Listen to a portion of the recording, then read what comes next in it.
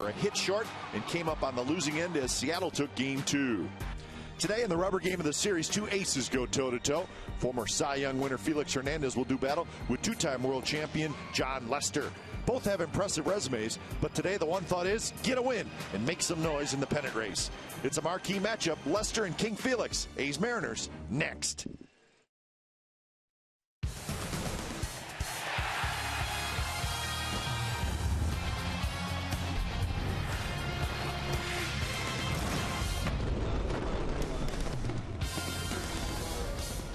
Gorgeous day for baseball at the O.co Coliseum. The A's 24 games left in this regular season. There's the standings. The A's are 4.5 back in the division, but they are the #1 wild card with a 3-game lead over the second wild card, the Tigers.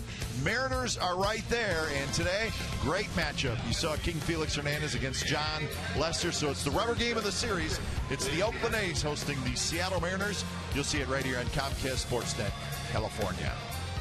Good afternoon, everybody. Welcome to Oakland A's Baseball. Along with Ray Fosse, I'm Glenn Kuiper. Well, we're excited about today's game. How can you not be? It for the A's, Jon Lester makes his 7th start, Ray. He hasn't won his 3 starts, and boy, you always think with Lester when he pitches, if the A's don't win his start, boy, then it just gets you a little bit worked up, and he hasn't won in 3.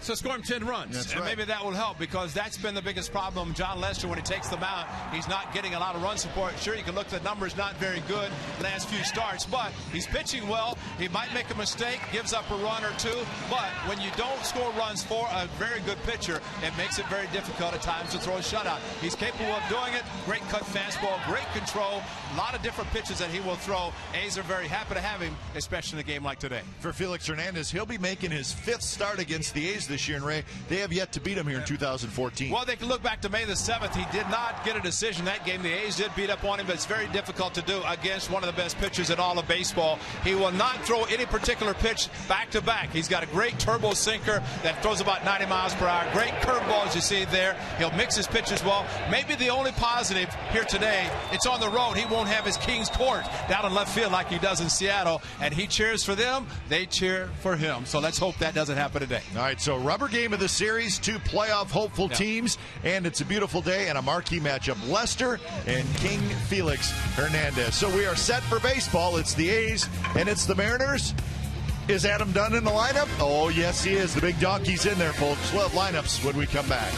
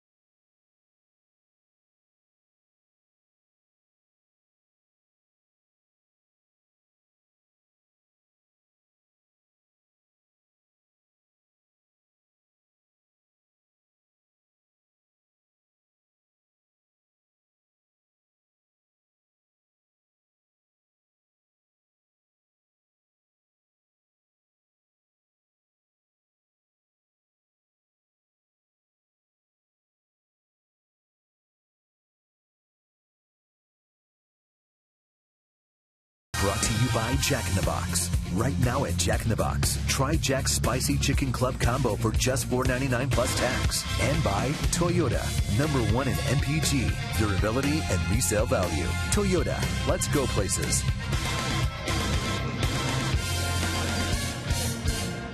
Welcome back to the Coliseum on a gorgeous day for baseball, and it's the rubber game of this series between the Athletics and the Mariners. A's taking the field, they're ready to go. And this should be a good afternoon of baseball with two of the best pitchers in all of baseball squaring off. To see who wins the series, Game Time Weather is presented by the Santa Cruz Beach Boardwalk. The admission-free boardwalk is open weekends. Beautiful day, 70 degrees. The cloud cover early on this day is gone, and nothing but blue skies now, and just a nice breeze. So beautiful September weather here at the Coliseum. Let's look at the lineup for the Seattle Mariners today. It starts with Austin Jackson. Kristen Orfield will bat second and play in left field. Cano, Morales, Seager in the middle, and then Hart, Zunino, Romero, and Taylor. There's your Mariners starting lineup. A 7th start for the A's starting pitcher Jon Lester as a member of the Athletics. Of course, 13-9 overall, but 3-2 with the Athletics. Facing the Mariners for the first time this season. Of course, playing for the Red Sox as he did in the early part of the season. Seeing the Mariners just one time, both once in Boston, once in Seattle. So Lester, big game pitcher. See if he has the big game that the A's hope this afternoon.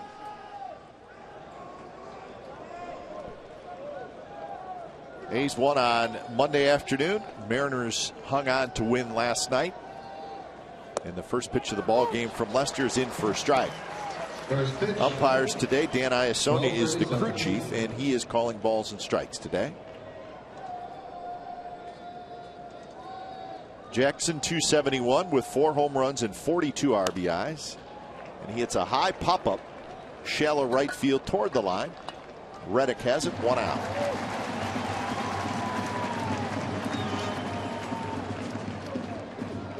Quick look at the A's defense today.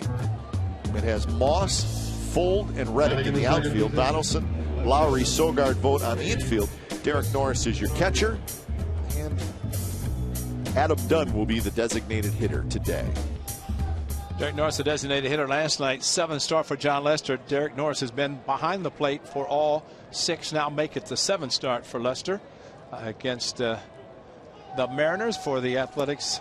And Derek Norris behind the plate again. And there's the familiarity. I think it's important for a pitcher. And Derek Norris actually makes that happen for Jon Lester as he started the first game. Lester liked him. He's been back ever since. And a quick 0-2 to Chris Denorfia. Felix Hernandez is ready to go. So Lester, Hernandez.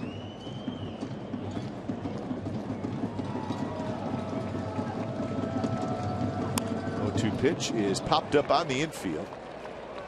It's going to be Sogard who grabs it in front of Stephen Vogt, and that's the 2nd out. And that's the type of pitch Jon Lester wants to be able to throw. Fastball inside off the plate, jamming the hitter. Keep the ball on the infield with a very, very soft fly ball out. Look at the location, and so Derek Norris move inside, and Lester hit the target perfectly. And that's the trademark of a hitter trying to make contact on a pitch he knows is a strike but can't do much with it. Exmo brought to you by Cache Creek Casino Resort, and the cutter is the pitch. He loves it. Can't blame him. 82% fastball cutter. As a hitter, you're saying, okay, he's going to throw one or the other, but they're both very good, and especially the cutter will, of course, none better than the retired now first ballot Hall of Famer Mariano Rivera, but a lot of pitchers throw the cutter. A lot of pitchers have a lot of success with it. No secrets between Lester and Cano after their years of squaring off in the American League East. Robinson Cano, 17 for 69. That's a 246 average against Lester. He has never hit a home run off Lester. He's struck out 14 times.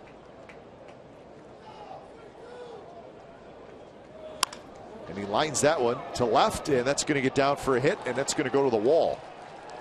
So it's picked up by Moss. He gets it in quickly, but he throws it a little wide, and Cano has a 2-out double.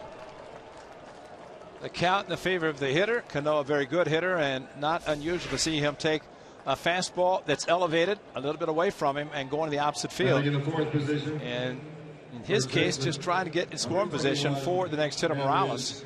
And he does that perfectly with an opposite field double. Pitch location probably not exactly where Lester wanted it.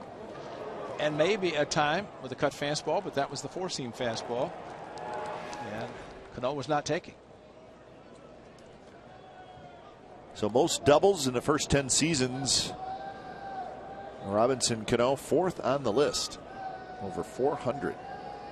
So here's Kendrys Morales, switch hitting today, playing first base.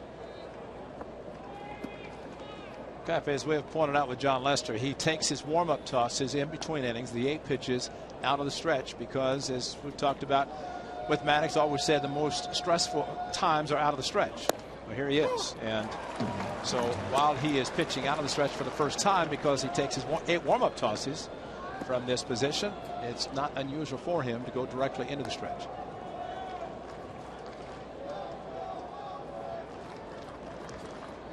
So 1-1 to Morales. Rolled foul right over near the A's dugout. Well, that's a nasty cutter inside to a right-hander. Boy, what a great pitch to be able to throw. Hitter sees it, thinks it's a great pitch, and all of a sudden it's on your handles. And Morales, a switch hitter, batting right-handed, but try to open up. Not much you can do with the cutter coming in on him. Pull it foul.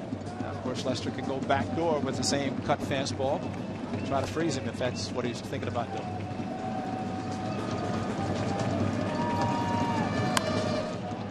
Rolled in the hole. Lowry has it. His throw is wide, and Vogt tried to get the tag, and Morales is called safe.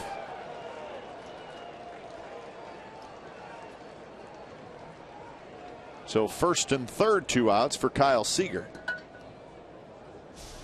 Well, they're looking at the dugout thinking maybe they're going to challenge it, and Lowry throwing, and Vogt, did he get him? And Homari says no. We'll take a better look at it as he comes off the bag. If he got him, he barely scraped his uniform, not going to take a chance. And Homari, the first base umpire, is the umpire rejected Bob Melvin spring training.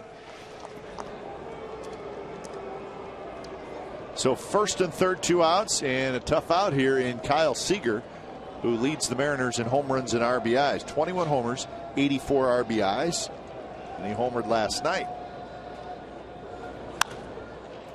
This one to shallow center. Lowry backs up behind second base. He's got inside, retired. So a hit and error. The Mariners strand 2. Bottom of the first coming up.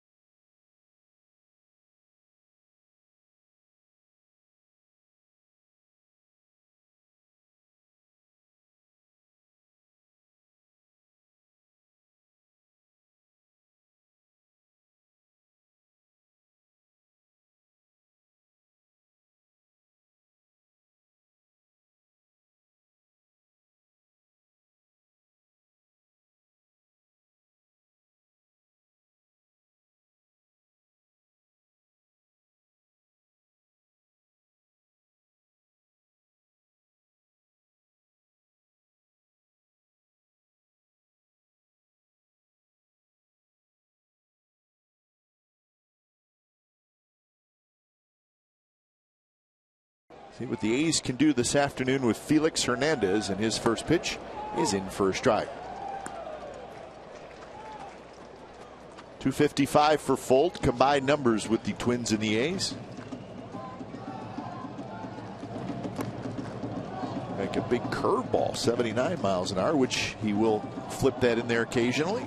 Cap, you know, some pitchers, and I think Felix Hernandez is one of those, that he's pitched a perfect game. And I think he starts every game that he's pitching with the idea of pitching a perfect game, which means he's going to throw all the pitches.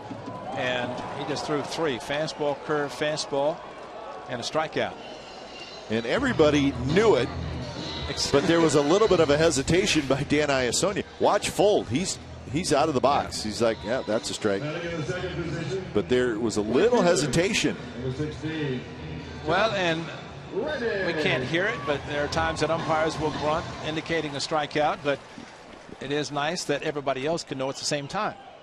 Look at the average against the changeup, Ray. 124. So not only they don't hit it, but it is his strikeout pitch. I don't think there's any question. Yeah. He's not going to strike out a huge amount of guys with his fastball. I mean, it's 92, 93 miles an hour. Yeah, his first pitch of the game was at 91, and realizing that he throws a changeup the same velocity, that's why his changeup is so hard to hit. So it went fastball, curveball, fastball for Felix. Reddick rolls one in the hole. Cano, good range, throws to first for the second out. So Reddick is retired. 2 quick outs here on 6 pitches, and that'll bring up Donaldson. In Felix Hernandez's last start, it was against the Washington Nationals, a good Nationals lineup. He took the loss, and he went 7 innings, gave up 5 runs, but gave up 4 home runs in that game, which he has never done in a game before. So he was probably not terribly happy about that. It was an 8-3 Mariners loss. So in his last 3 starts, he's 0-2. So Lester has not won in his last 3 starts, and neither has Felix Hernandez. Lester has pitched well in those 3, just doesn't have a win.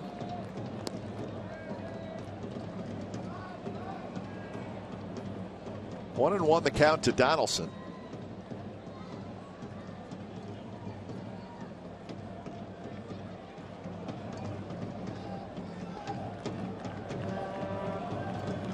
These 2 guys have had fun matchups over the last couple years.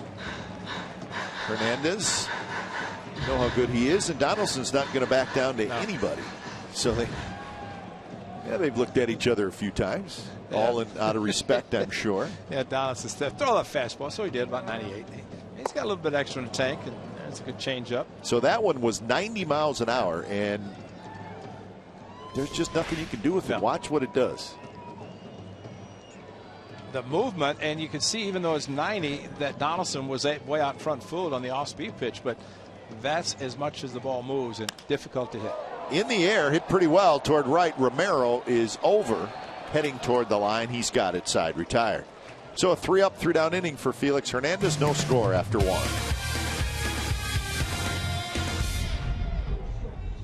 That's today's game time temperature.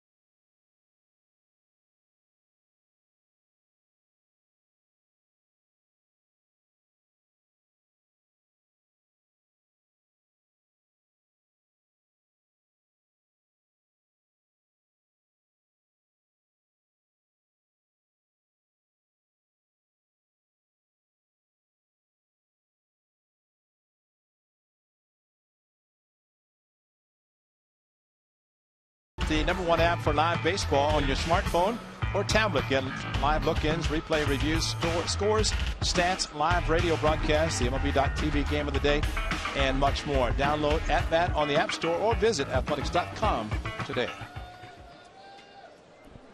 This is Corey Hart leading things off. He takes a strike on the inside corner.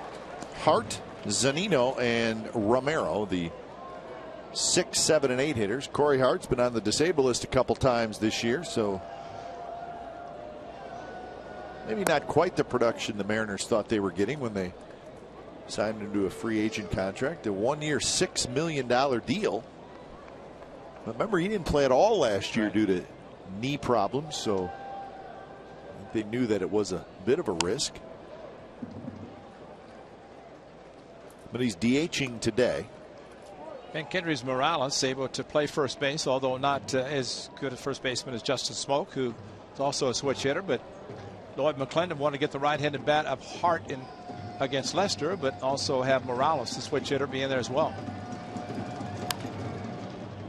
Lowry has it, juggles, picks it up, throws, and they just get Corey Hart. And that's out #1. So we're talking a lot about the marquee matchup today between Hernandez and Lester. And how about a little bit more with the numbers? Look at the age, and then this is since 2008. See the wins, the ERA. So you can go back and forth on who you like better. I'll take either of them. How about that? Yeah. They both got no hitters. And of course, Lester has the 2 World Series titles. Hernandez has a no-hitter. Hernandez has the contract that Lester's going to get. That's exactly right. So that's the one thing lacking. Mariners very smartly signing King Felix long-term, and more importantly, Felix wanted to stay in Seattle. Yeah, Felix is signed through 2019. It was a 7-year deal. You saw his age at 28. Lester's 30. But in seeing John Lester pitch, I would not be surprised if he gets a 6 or 7 year deal. Absolutely. Yeah, he's a very hard worker, and you watch him in between starts. He is always working hard. Lowry has it, and that's out #2. Now, who that's with, we do not know. Although Lester is from Tacoma, Washington, that rumor has been tossed out there. Maybe the Mariners would make a run at a hometown kid. To Relevant Prep in Tacoma. Does not live there, but that's where he grew up. When you see him with a cowboy hat and the cowboy boots on, I think that kind of tells, at least coming out of Houston. Yep. So we'll see. It'll be very interesting, the offseason for John Lester. Hopefully it doesn't start till the end of October. But well, it's always nice to hear a star player, pitcher, or position player saying that. Just read the headline. He said, "I'm not going to sign with the highest bidder." You get in a position where you can kind of control what you're going to do as a free agent. The #1 aspect is usually winning. And of course, he has a couple of championships. He knows what it's like to win a World Series. And I think everybody realizes you win 1, you want to win 2 and 3 and 4. And I don't think you just take the money and not have a chance to win. It makes a long season if you don't.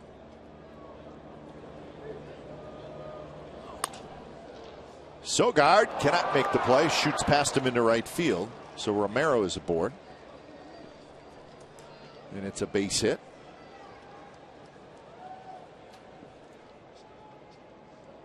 An inside out swing by Romero, and see the ball cutting a little bit.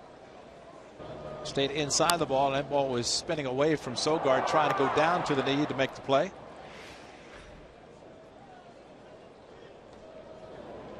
So that's the second hit for Seattle. And here's Chris Taylor. It's our first look at the young infielder.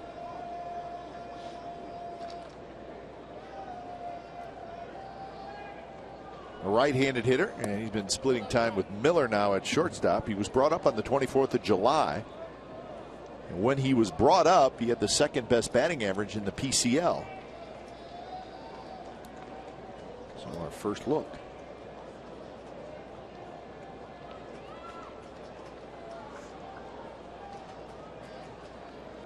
That one rolled foul.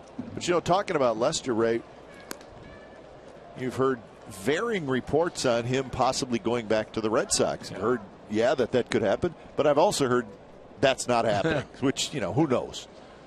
Well, you mentioned the length of a contract. I think that was kind of the stumbling block initially with the Red Sox. They did not want to commit to a real big contract lengthwise. Reddick is going to get there. He's got it, side retired. So hitting a runner left, bottom of the second coming up. It'll be done. Moss and Lowry, no score.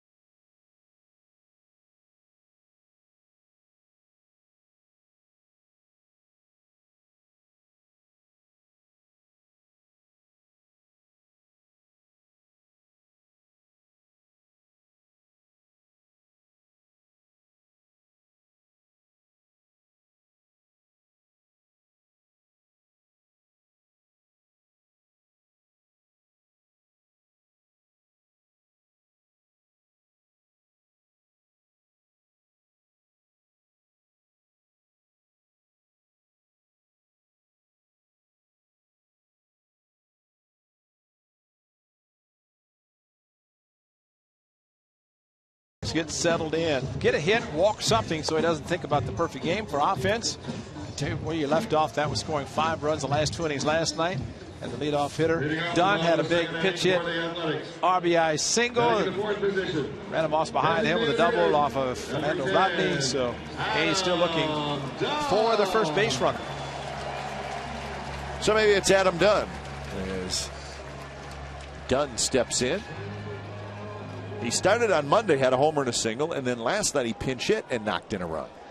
How about a base hit to left field to start this inning? The shift, they expect him to pull the ball, and Felix stays away. We'll see if he goes to the opposite field again. So Seager, the third baseman, has slid over to the right side of second base. They leave Taylor, the shortstop, in his normal spot.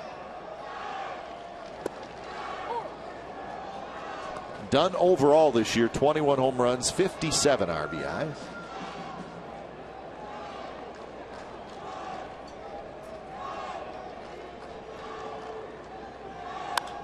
This one hit high in the air down the left field line. It's a long run for Denorfia, and Denorfia makes a nice running catch.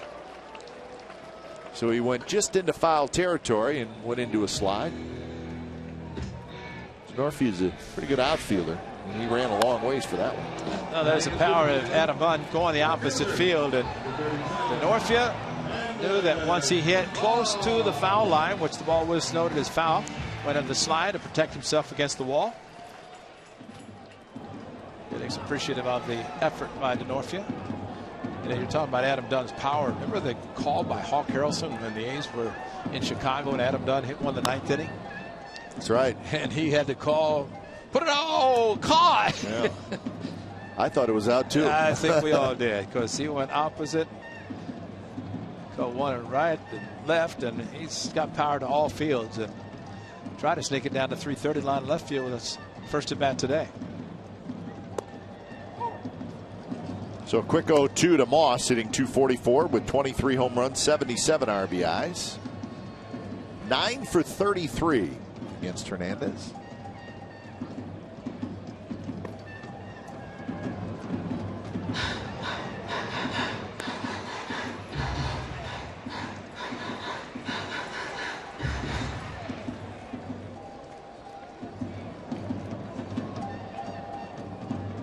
With 2 more outs, Felix Hernandez will get to the 200 inning mark for the 7th consecutive year. He's already gone over 200 strikeouts for the 6th consecutive year.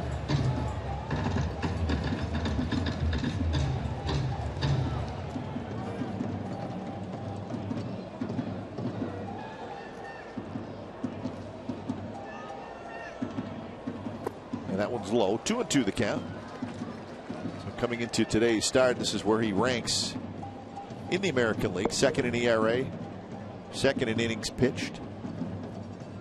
He's 4th in strikeouts. And he was the All-Star Game starter this year. I think it's his first time he was a starter in the All-Star Game.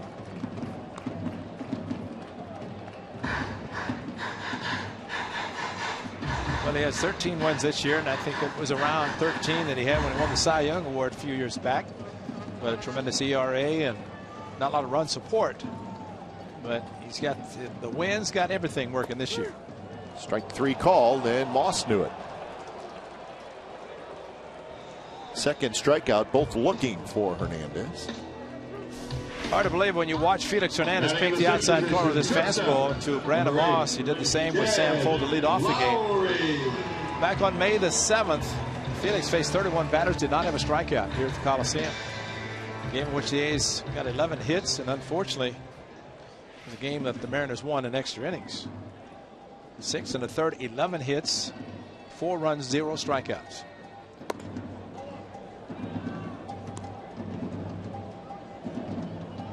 You get 11 hits off Felix and no strikeouts, and you don't win the game. Dan Straley started that game. Back-to-back walks that scored that helped the Mariners tie and win the game. I would say that Hernandez at this point in the season, April the 5th. curveball. Jed Lowry got him. It's a game actually the only run Phoenix gave up. A home run, 8 1/3 innings. For first time in several years, the A's did not open the season against the Mariners. Yeah. However, they did face the Indians and Masterson, but got Felix anyway. That was the Saturday game. The Friday game was postponed after the A's beat them on Thursday with a walk-off. The 2-2 now to Lowry.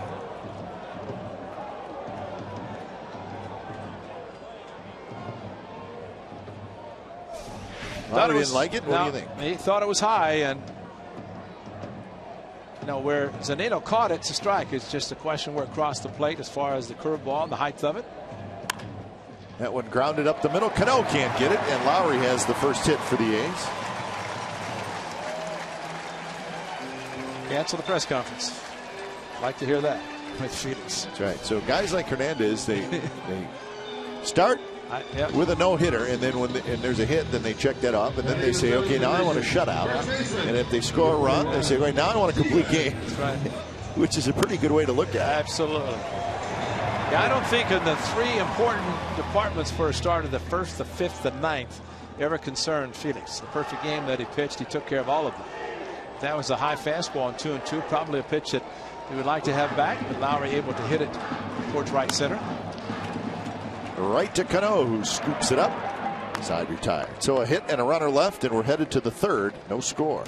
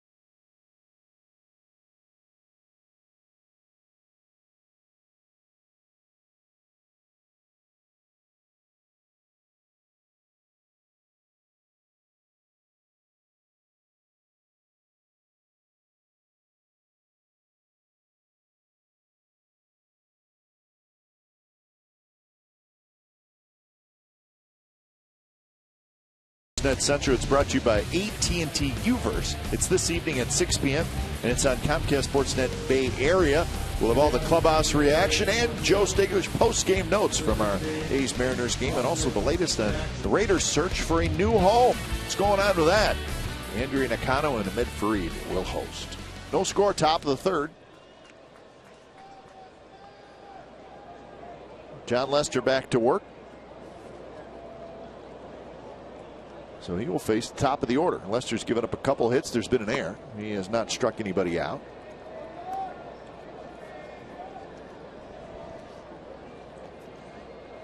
I was watching Lester, and of course Felix Hernandez, that every pitch is calculated, and they have an idea of what they want to do every pitch with each batter. And that's why when you get a pitcher and a catcher, in the case of Derek Norris catching, Lester all of his starts, and they get on the same page, makes it a lot easier for especially the pitcher, and that's the familiarity of the pitcher having with his catcher. Liner Donaldson down to a knee, grabs it. Backdoor curveball that Jackson, ball stayed up, but Donaldson able to snag it nicely down to one knee. Now batting, number 28. Thinking about the Kendrys Morales reaching first base is Donaldson, the hot corner, handling the hot shot.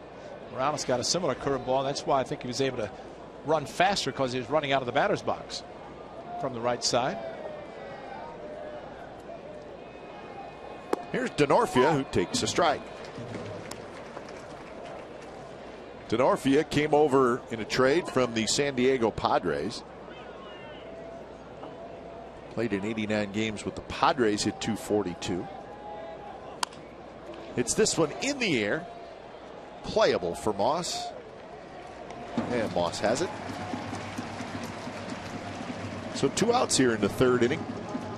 That's twice going inside. 4 pitches to Denorfia. Jammed in the first time. They got 5 pitches, and then 0-1 here that he hit to left field. And the question is, you stay inside with a hitter. He starts looking. That time Denorfia opened up a little bit more and hit the fastball to left field. Unlike getting jammed the first bat. So Cano steps in. Cano doubled to left in the first inning. We've seen Cano hit a home run down that left field line. Right.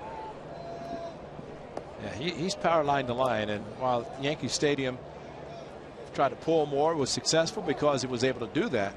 The short porch in right field. Down the line, left field, right field, 330, and then it kind of juts out towards the jagged edge.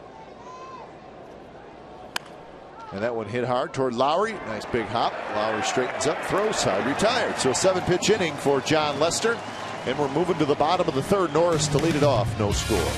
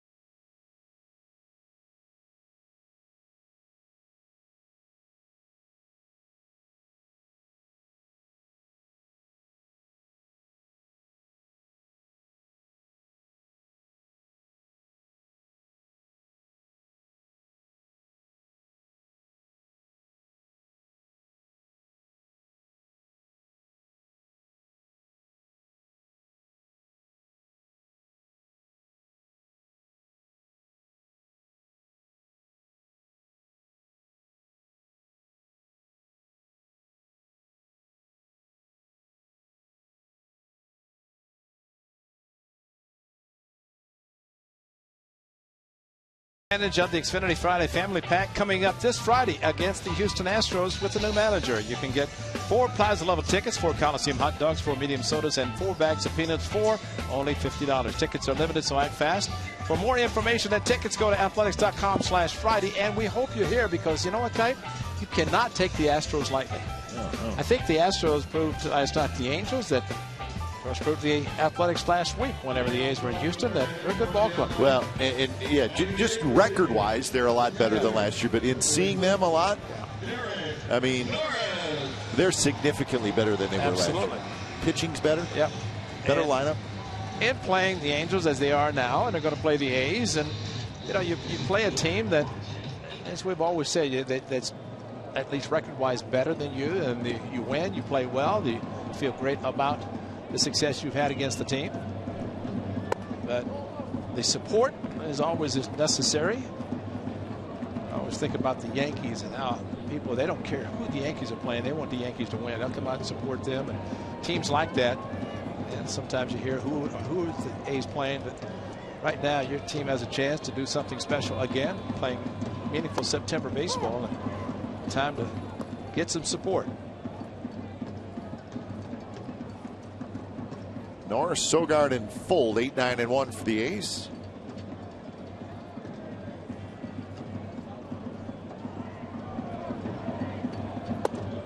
Inside corner strike, and it's 1-2.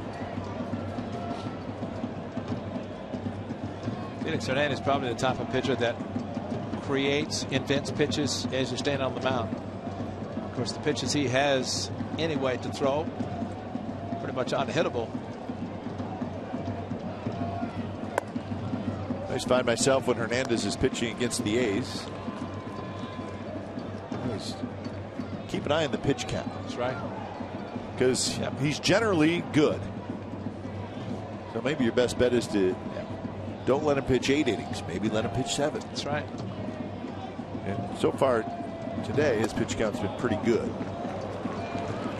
Well, the 2 starts he had, to your point, 8 1/3 on the 5th, 101 pitches, 8 innings on the July the 11th, 108. And we've also seen him throw over 100 in 6 innings. That's right. Yep. Now, it's no easy task when you get to the Mariners bullpen, but the point is work him, let him get a little bit tired, get that pitch count up. Right through the wickets. He's going to hear about that. Hey, keep the glove down. Don't come up. He came up, the ball stay down, and don't be looking. It's not in your glove. And is it going for a water bottle or the unicorn?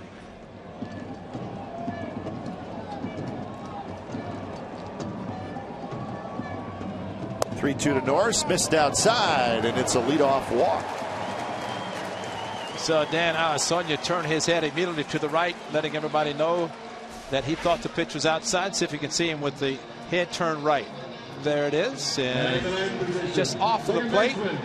And there's the indication from the home plate umpire that it was a ball. And Dan, I think Zanino can say, hey, yeah, he hit the target. He did hit the target. He hit the target, but it did not quite move back like I think Felix wanted. So the A's have a leadoff man on. Here's Sogard.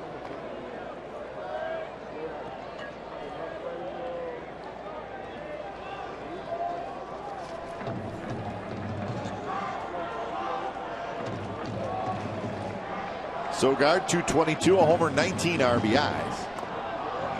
Bunts it foul. Looks like he was butting for a hit. Seager playing in a little bit. Looked like he's trying to drag the ball towards first base, but the ball stayed away from him. Sometimes it's not a bad idea just to pull the bat back. You don't have to stay with the bunt if the pitch is not where you want it, especially if you're trying to do something different with it. Seager, 2 steps on the grass.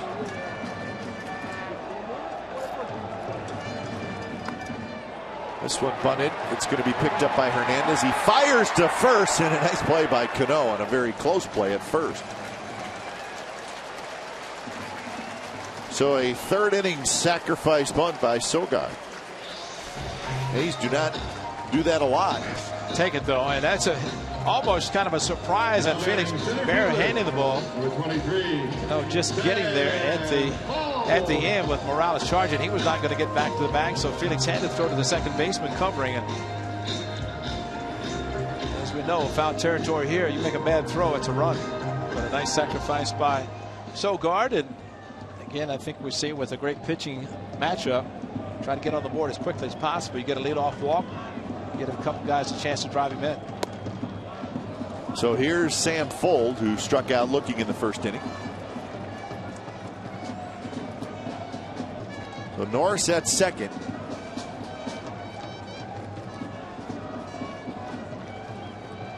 Austin Jackson playing pretty shallow in center field. Swing and a miss.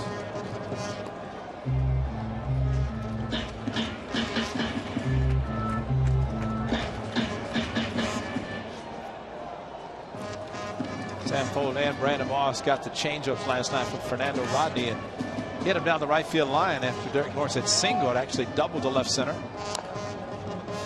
That big curveball.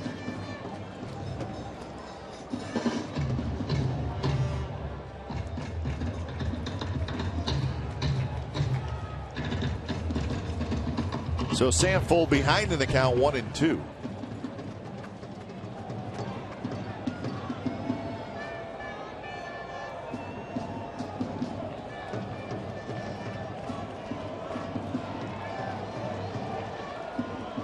And that one hit up the middle. Taylor has it, throws to first. So what looked like a line drive, it looked like maybe hit off the hands a little bit. I think that's why Derek Norris did not try to go to third base. Ball's coming right back at him, and because he did see the ball in the air, he did not want to be doubled off. Could have gone to third if he'd known the ball was going to drop, but did not want to take a chance. Two Saber coming back, and as it came back, Fuld had a good swing, but not in the good part of the bat. You can see it right up around the trademark. Yep. So see if Reddick can come through. That's a tough play. Made nicely by Taylor, and he spins and throws him out. Nice play by the young shortstop, and it saved a run. So fourth inning coming up, no score. A's and the Mariners. Ladies and gentlemen, please bring your attention to Diamond Vision. It's the old shell game, folks.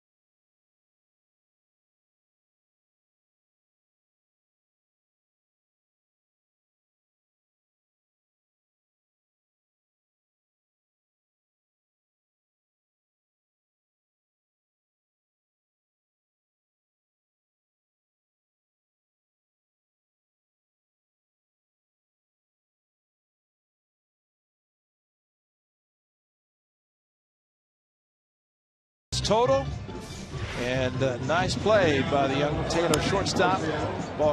See the ball slicing back to him, made a nice play handling the tough hop, and Josh Reddick, upset as he crossed the bag, thinking maybe he had a base hit to give the A's the lead, but Taylor, back-to-back nice plays by the young shortstop. That one probably the best, and I guess he's number one in your heart. He's got it on his back of his uniform. If you're a Mariner fan right now, that's right. Phoenix probably thinks so. Kendrys Morales to lead it off. Morales, Seager, and Hart here in the top of the 4th inning. Angels will play tonight at Houston. That's the final of that little 2-game series. Astros won last night. Weaver against McHugh. Jared Weaver is 15-7. McHugh is 7-9. McHugh pitched that lights out game, almost a complete game against the A's, and first game that he started against for the Astros against the A's, and he was unbelievable. We didn't know much about him. No, he was good. Angels will finish that series tonight, and then they will head to Minnesota for a 4-game series starting tomorrow night. So, long road trip for the Angels. Swing and a miss. There's the cutter. Cutter maybe turned into a little bit bigger break with a slider effect, but 2-1 fastball hitter and cutter to the back foot. Morales, no contact. That's a great pitch. And really, even if you hit it in that location, you're going to hit it down off your foot, or you're going to roll it foul down the third base line. What do they say about cheap strikes? A ball inside, where all hitter can do is pull it. That's got to get a quick strike, but you're always concerned about him able to keep the ball down the line in fair territory, which can be very scary. 2-2 pitch, roll to the right side. Sogard has it. So that's the first out here in the top of the 4th. Since June 12th, John Lester has the second lowest ERA in all of Major League Baseball. Felix Hernandez is 5th. And to think in 1968 that 1.12 was all season for Bob Gibson. Well, it's the reason they lowered the mounds after that fabulous season by the Hall of Famer Clayton Kershaw. What again last night was 17th win. 17 wins for Kershaw. They're starting to talk about, does he have a chance to be, he's going to be the Cy Young. Does he have a chance to be the National League MVP? Good point. And he missed a month. He is unbelievable. I've heard some of the experts say they wouldn't vote a pitcher the MVP, but you look at the Dodgers, you might be required to. And a few pitchers who have won the MVP award. Eckersley, one of them. Yeah. Verlander won it too, didn't he, a couple years ago? That's right, yeah. So it happens. Yeah. Now for 35 starts and 20+ wins, and you're valuable to your club in those games, and maybe they can look at games in which maybe you followed a couple of losses and stopped a long losing streak.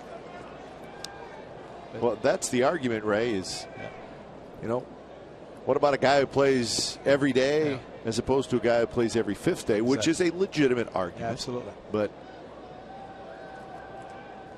and I think those are the ones who say there's a Cy Young award as the best pitcher for a pitcher, but the MVP is one.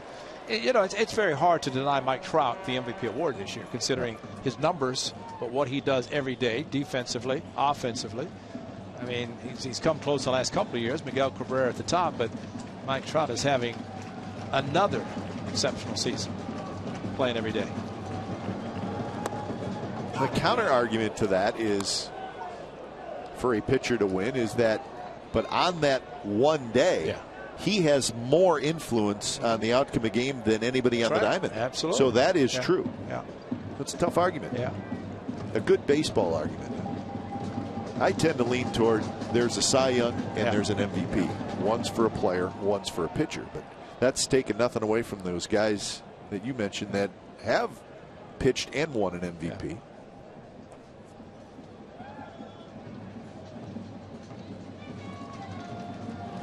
Seager flips one shallow down the left field line. It's a long run for Moss. Moss dives, can't get it, and it rolls past him. And Seager's going to round third, and he's going to try for third, and the throw is there, and he is out. Thank you. So Seager rounded second, decided to try for third, and he is out. Nice recovery by Brandon Moss. Boy, what an effort to get to the ball, and once it got past him, he got a little bit of a late break and goes into the dive, and boy, at that point you're thinking he's going to be at third Moss did not get a glove on it to slow it down. Fortunately, it checked up enough that he could get to it quickly enough, and he made the strong, perfect throw. Watch the tag by Donaldson. This is it. Quick tag and got the out. And that is the home plate umpire, Dan Arsonia, making the call with the rotation. He got there quickly enough to make the call and made the right call from the A's standpoint. But Josh Donaldson, what a quick tag, going right after him and applying the tag in the midsection. So 2 outs for Corey Hart. So, boy, that is a huge play. I mean, that's putting a runner at third, 1 out, and that's what you do not want to see. So Moss with a strong, accurate throw, and the tag applied by Donaldson. That's tough too on an infielder at the bag, because you try to get to the bag, and in that case Donaldson was out in front, had to reach back quickly to make the tag.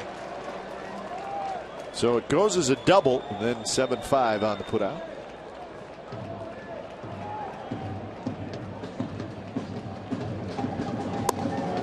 It looked like Brandon Moss got caught in the big swing by Seager, broke back. I mean, did not get the initial great jump on the ball, but Seager trying to make something happen. But Brandon Moss, fortunately, with a very strong arm in the outfield and the accuracy, able to cut him down at third.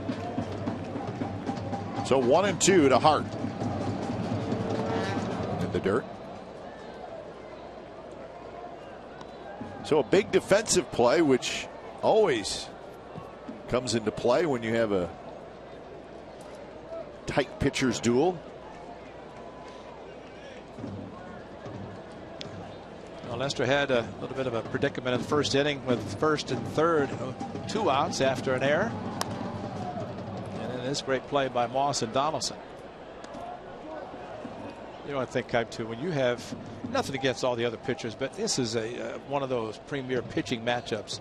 Defensively, I mean, you want to make every play, because you know it could be one mistake that's going to help your team or the other team win or lose, depending on the mistake. Play the top of your game all the time, especially in games like this. And Lester gets his first strikeout, and it's Corey Hart. Let's take another look at the big play. Moss to Donaldson to get Seager.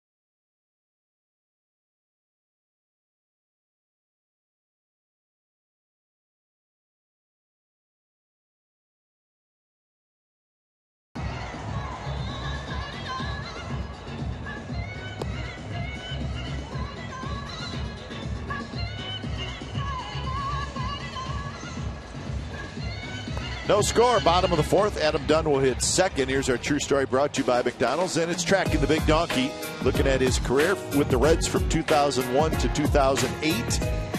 Diamondbacks, short time with the D-backs. And some big years with the Nationals. He had 76 home runs in 2 seasons with the Nationals. In 2011, he reached the 400 home run mark. And now with the Oakland Athletics, and he is 35th on the all-time home run list now with 461, tied with David Ortiz, 1 away from Jose Canseco. Chris Sexton in the Cincinnati Reds organization gave him a nickname in spring training. You can imagine him walk by, you big donkey. Okay, it's done. Donaldson drives one toward right center, but it's going to hang up for Austin Jackson.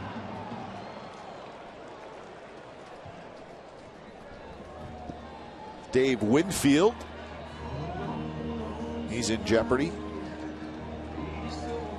So 35th. Designated hitter, number 10. The most home runs in a season, 46. That was in 2004.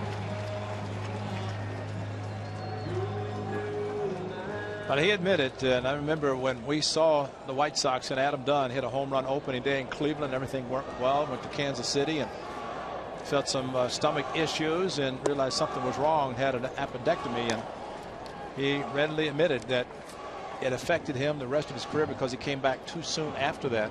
About 3 days after having surgery, he said he just could not do anything at the plate. But it was unbelievable to see him back as quickly as he was. And of course, he was first year of a brand new contract with the White Sox. Well, he really struggled too. He hit just 159 that year in 122 games. So he wanted to get out there, and he probably cost him. Yeah, and he said really kind of affected him his whole career, and it's amazing that he never really recovered from that.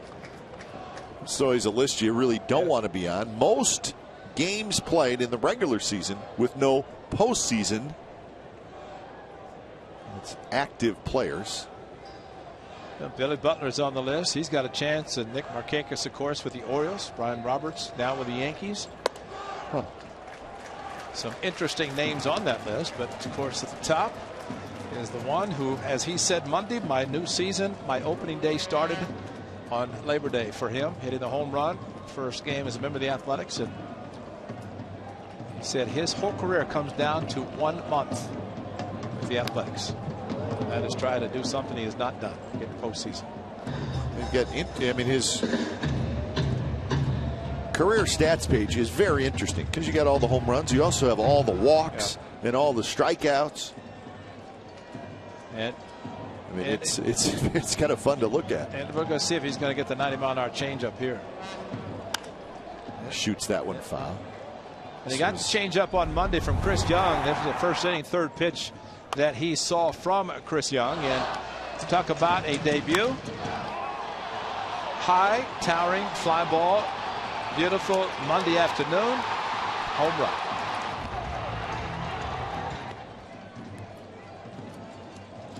Three-two pitch, and it's hit deep down the right field line. Is it fair? And that baby's gone, and the A's have a 1-0 lead. Towering shot just inside the foul pole.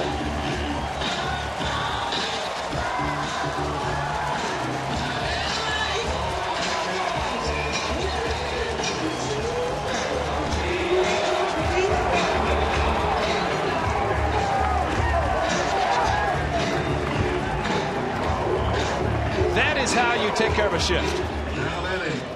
Man, was that high and deep on a 3-2 fastball. Looked like he tried to sneak it by him, and he crushed it. Wow.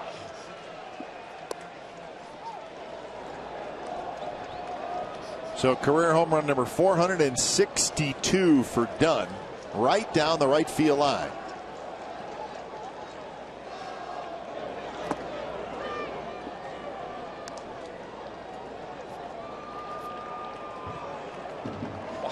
So the A's make a nice defensive play in the top of this inning, and they get the lead here in the bottom. That's a great point, Ken, because how often does it happen that kind of motivates the offense when a great defensive play occurs in the top half of the inning? And Adam Dunn, the provider again of the excitement here at the Coliseum. Fourth inning, second at bat. Broken bat. As the bat goes right near first base, so Morales has to kind of navigate around the bat, cover first, and here's the home run. Pitch was actually a little bit inside. Watch the location. Watch the hips open though, right there. Recognize, and I mean that is a powerful young man. And that's a beautiful sight to see it stay fair. And you know, we talk about the pitches inside. Pitches inside. It's tough to keep them fair. The big donkey can keep them fair, man. He opened the hips and kind of pulled the right hand through to hit it for the distance and hit the home run. We talked about his football ability, and Michael Zagaris, the team photographer, had some football pictures that he had taken, looking at positioning and what he's doing. He said, maybe the Raiders might need him. Who knows, you know? Never know. Quarterback. It's a nice man, gentle giant man. He is a very, very nice young man, and usually the bigger they are, the nicer they are. Denorfia, another long run for him, and he gets there and he makes the catch. Side retired. A's take the lead on an Adam Dunn towering shot down the right field line. Fun to watch. 1-0 Athletics after 4.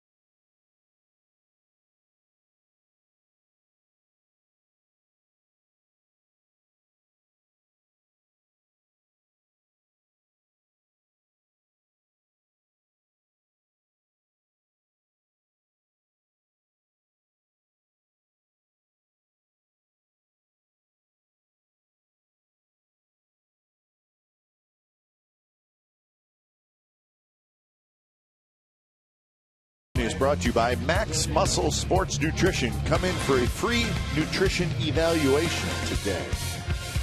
Beautiful look at University of California in Berkeley, home of Bob Melvin, the manager of the Oakland A's.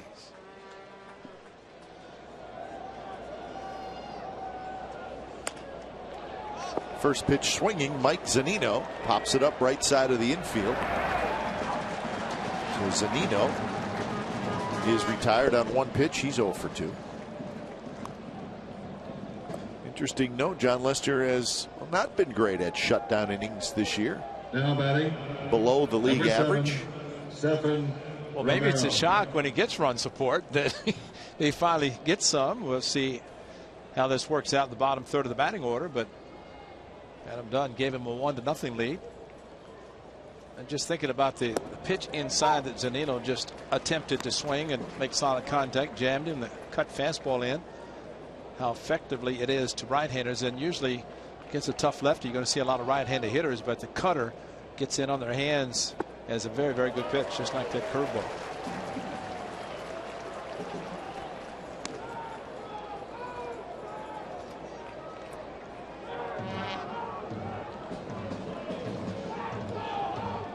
So Lester ahead 0-2. Romero had a hit second inning.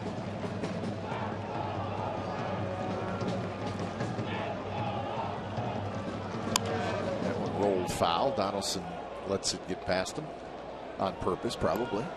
He wanted to catch it, he could have. Wants to see if the young man down on the bullpen can catch one. Give him another opportunity.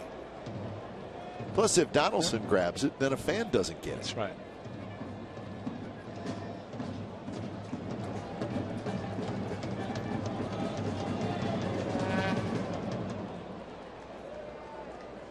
So 1-2 the count with Chris Taylor in the on-deck circle.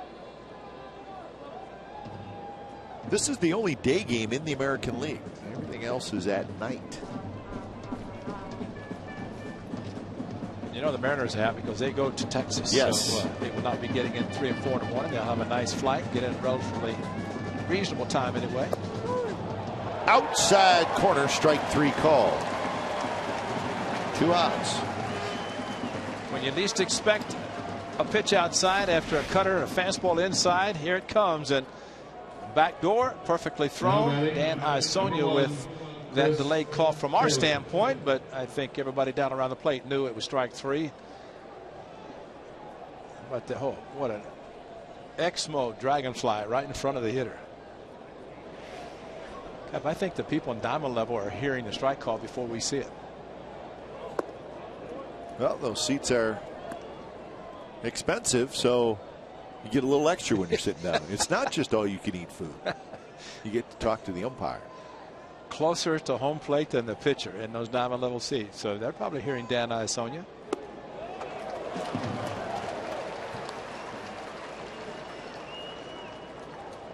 So 1-1 the count to Taylor.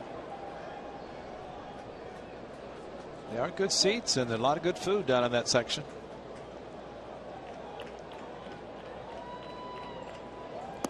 Curve, that one stays outside.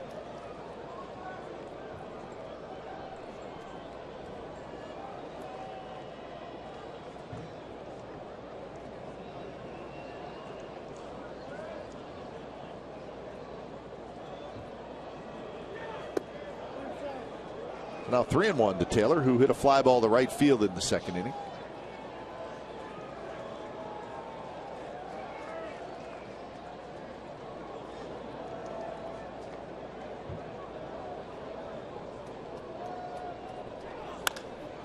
Drive toward right center field. Reddick on the move, and Reddick can't get it.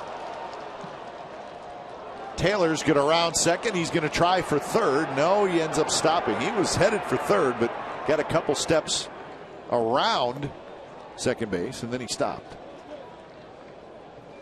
Yeah, I think Josh Reddick thought he was going to catch the ball, maybe slicing back a little bit, because considering the fact that he missed it, you'd think otherwise that he might be diving for the ball. But the count, again, 3-1.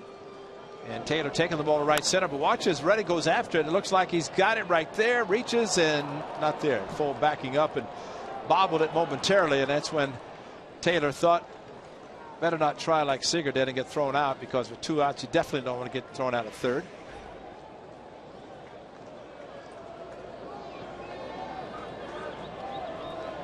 So here's Austin Jackson tying run at second base. Jackson takes a strike. He has hit a fly ball to right, and he is lined out to third.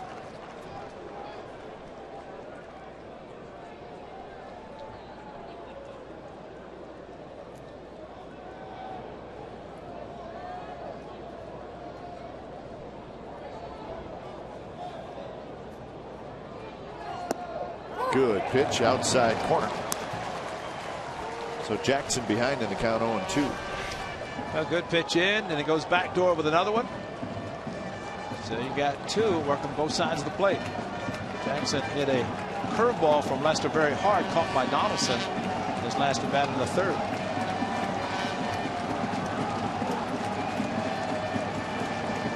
And one rolled just foul past Donaldson.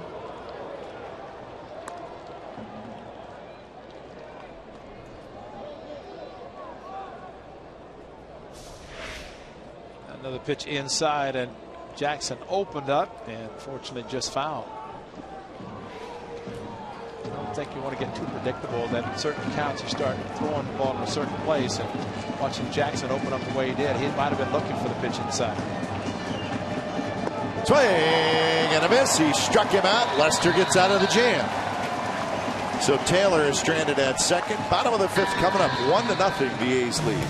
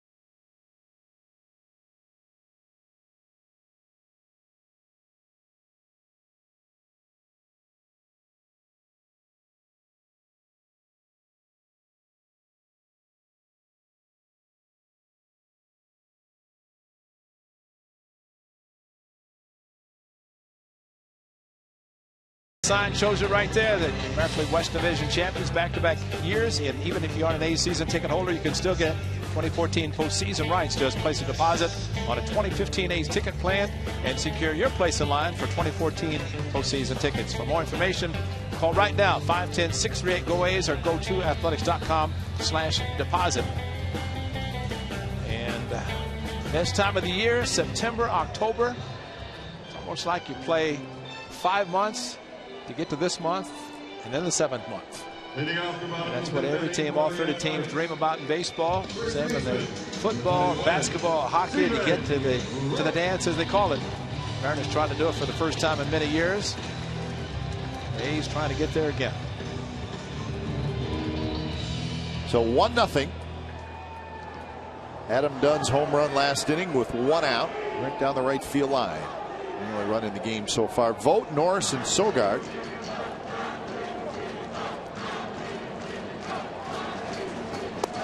First pitch, strike. Even Vogt changing things up. Pulling up the pant leg, going with the stirrup.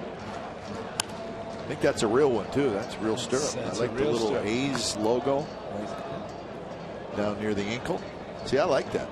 Yeah, all right. And really, those are ankle chokers. I mean, when you get down like that, and that's what the Cincinnati Reds. Actually, that's too high from the Red standpoint back in the Sparky Anderson 70s.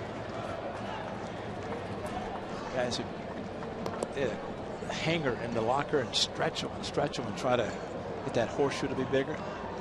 Didn't happen.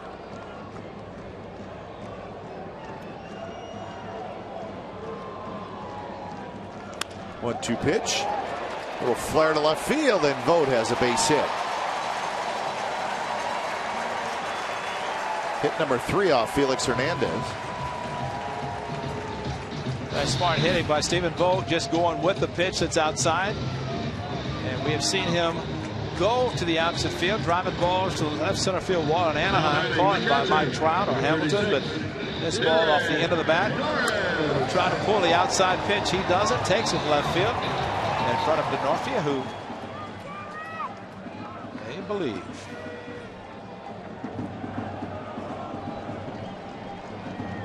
So leadoff man aboard. Here's Norris. Norris walked leading off the 3rd inning.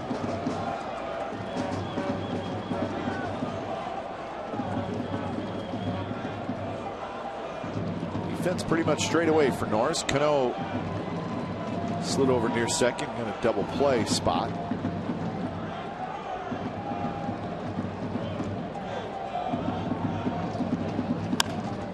Tapped in the hole.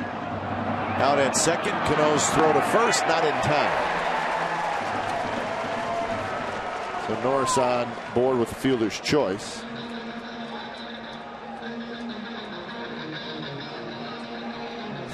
Not quite hit hard enough. Stephen Vogt going in, and you're right. Cano going backing out of the way. And Stephen Vogt looked like he hit the bag hard. He's limping a little bit coming back. Look how late he slides, banged his right knee into the bag, and I think that may be why he was limping. Coming back into the dugout, trying to take out Cano to make sure, but Cano is very hard to take out because he pushes off the bag as he has done in the series. Can't get to him. No. Well, he hit hard too. Watch the right leg right there underneath him. Oh man.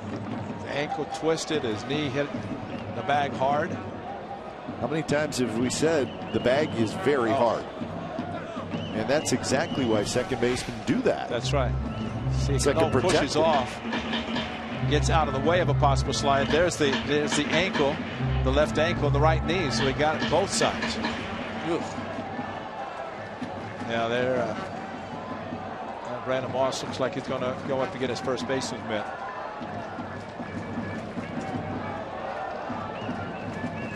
Yeah, he was limping. Of course, he has the torn plantar fasciitis that affects him as well. Yeah, you do not want to slide into the bag that hard. I mean, he's coming back. Watch what he does coming in to the dugout.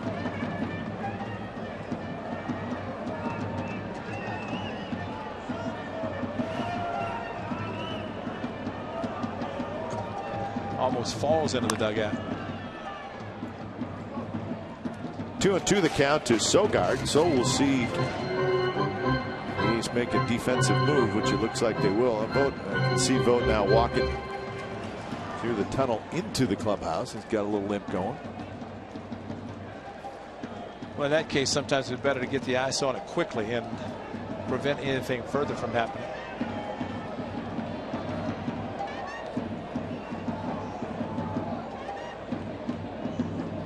2-2 pitch is outside. Now full count. Norris, the runner at first.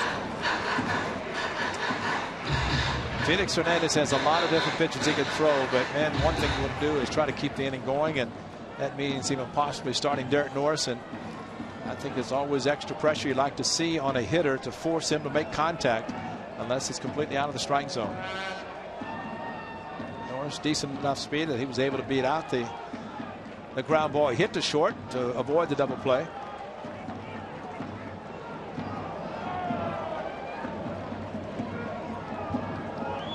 Norris runs. Strike 3 called. Throw to second base, and that's a double play. Strike him out, throw him out, double play. Curveball. You're not supposed to do that. So nothing for the A's, and we're on to the 6th. 1-0 Athletics lead.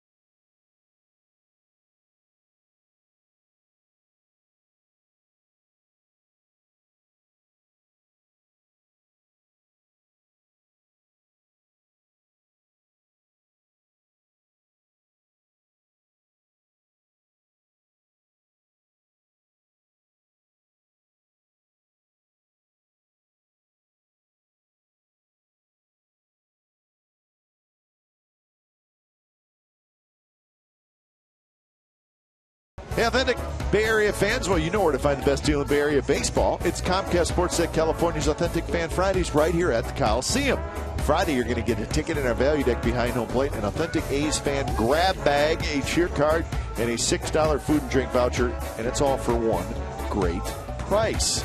The best deal in Bay Area baseball is Comcast Sportsnet's Authentic Fan Friday. Log on to csncalifornia.com for details. You think this man likes, with Stephen you think he likes to play this game or what? He almost falls in the dugout because his ankle or his knee, one of the two. And saw Moss leaving, thought maybe he's going to get his first baseman. Next thing you know, Moss is going back to left field. First base vacated, but here he comes. I mean, watch this. He's getting ready to step in the dugout. Big Nate's going to give him a high five, and then he almost falls down. Could use a little help there. Yeah. Doesn't look like anybody was in a big hurry to help him. The guy's limping into the dugout. I mean, he showed even as he's walking off the field that he might not be able to make it. So stays in the game and gamer. Absolutely, real gamer.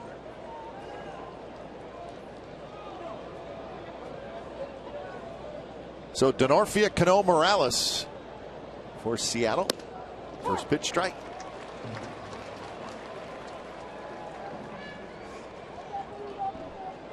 Pop out to second. Fly ball to the left for Denorfia.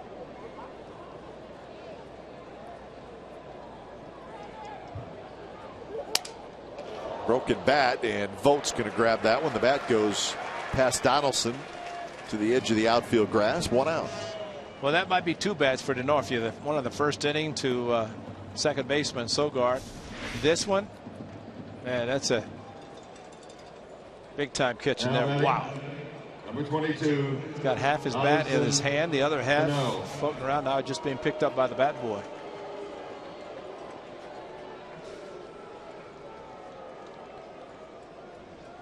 You wonder why Mariano Rivera is so great with just one pitch, the cut fastball. He'd break bats to lefties, throwing a cutter inside, throw it backdoor.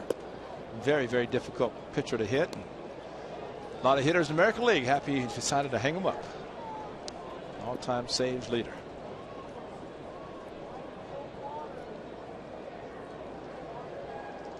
Robinson Cano, double and a ground out. Nice big hop to Sogard. And that's out number 2.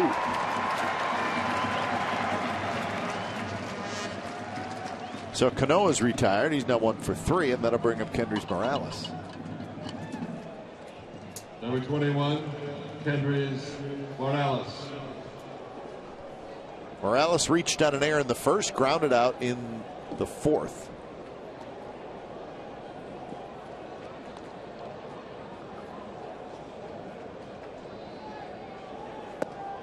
Pitch is inside to the backstop.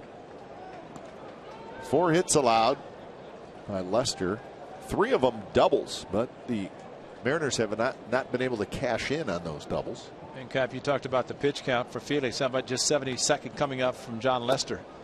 So he is doing exactly what you want. 5 innings, 66 pitches, so 11 pitches per inning averaged, and he had a 7-pitch 3rd inning after a couple of 13s in the first 2.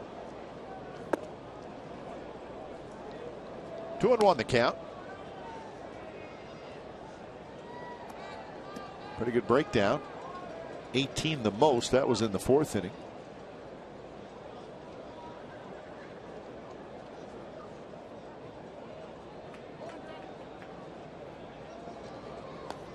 Three walks for Lester. 3 strikeouts, excuse me, no walks.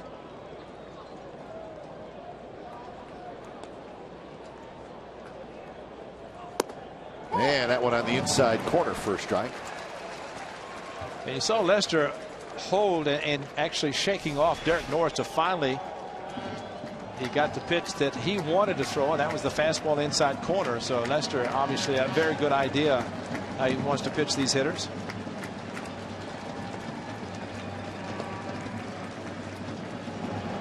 2-2 pitch, swing and a miss. He struck him out. So 9-pitch inning for John Lester, and it's 1-0 A's as we go to the bottom of the 6th.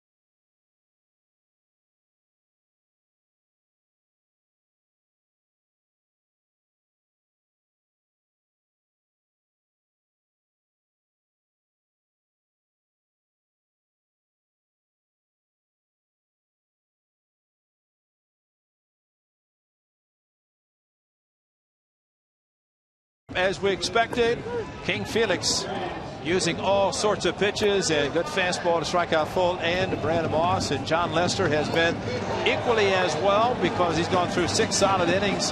Just a couple of hits, good curveball there to get Jackson. And then the big donkey got the A's on the board with a towering home run to right field. He's hit one on Monday against Chris Young in the first inning. King Felix is one in this game, in his second at bat in the 4th, and that is the game so far, and it's been, as expected, a very good pitching matchup. So 5 innings, the 1 home run for Hernandez. Lester 6 innings. So both guys good, as we very much expected. Now Felix Hernandez will face the top of the A's order: Fuld, Reddick, and Donaldson, trailing 1-0. Hernandez has gone over 200 innings for the season today with his 5 innings. He's now at 203. So that's the 7th consecutive season that Hernandez has done that.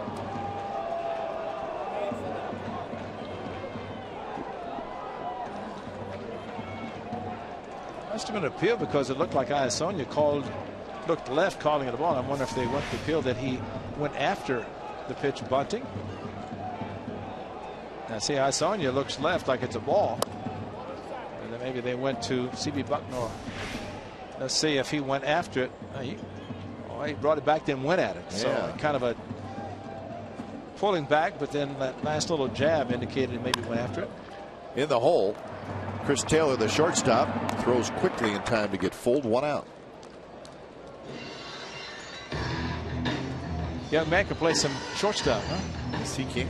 We've been impressed.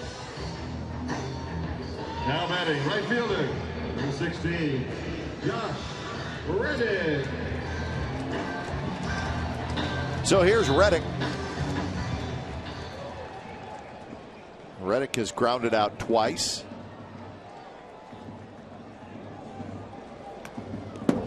Shows bunt, and it's a breaking ball that goes to the backstop.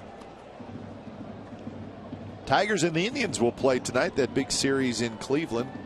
Game 3 of 4, and the Tigers have won the first 2. Overall, Detroit has won 5 out of 7. Verlander tonight against Salazar. Verlander 12-11 on the year.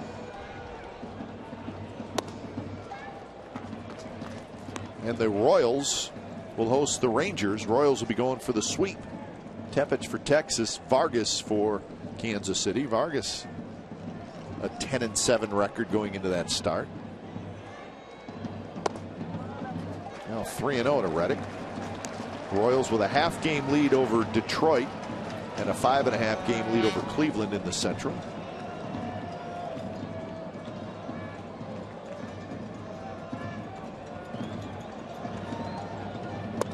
Fastball right in there, first strike.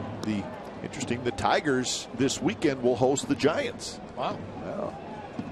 And the Royals will be in New York. Rematch the World Series, right? Yeah. About 2012. Reddick, check, did not go, and it's a 1-out walk. But it took Felix Hernandez to point to C.B. Bucknor after this check swing by Reddick, and usually the catcher, Zunino, holding the glove for Dan Iasonia. Usually it's a catcher almost immediately pointing, trying to get an appeal on a check swing, or at least a call. Maybe he's got his work cut out just handling Felix Hernandez, which is very tough, especially with the way Felix throws. Zunino does a very good job of blocking pitches in the dirt. Donaldson, high fly ball, shallow right. Romero is under it, and that's the 2nd out. Time now for the Ford right choice, and here it is. His 3-2 pitch to Adam Dunn, and he unloaded. Big donkey, number 462, and a big one, his second as a member of the Athletics. And Felix knew it had the distance, and we were just all hoping that it would stay fair. It did. It's the tunnel treatment for the 2nd time in 3 days. Well, for him, he's 3 for 3. 3 days, 3 hits, 3 games. There's 2 hits on Monday, a pinch hit last night. Big home run today.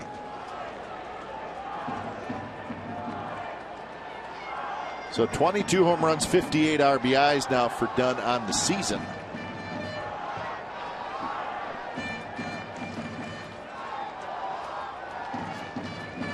Swing and a miss. Dunn has 65 walks and 133 strikeouts in 369 at bats.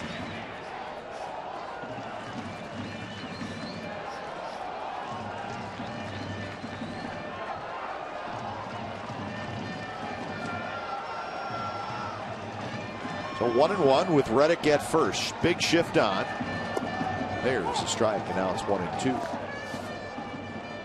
3 strikeouts for Felix Hernandez today. He has walked 2. You see the pitch count right at 80. Good curveball after a changeup, and I would say that with all the pitches that Felix Hernandez is able to throw, Adam Dunn will get the same pitch he hit out. If it is, it'll be much different than what he hit. So lots of home runs, lots of strikeouts. Adam Dunn is 3rd on the all-time strikeout list. Reggie Jackson, Jim Thome. You know what's great about that list? The Hall of Famer, the great Mickey Mantle, is no longer on the list. Right. Show him Adam Dunn passed. Adam Dunn knocked him out of the top 5. And Dunn swings and misses, so that's strikeout number 4 for Hernandez. So we are through 6 at the Coliseum. It's a good one. A's 1, Mariners nothing.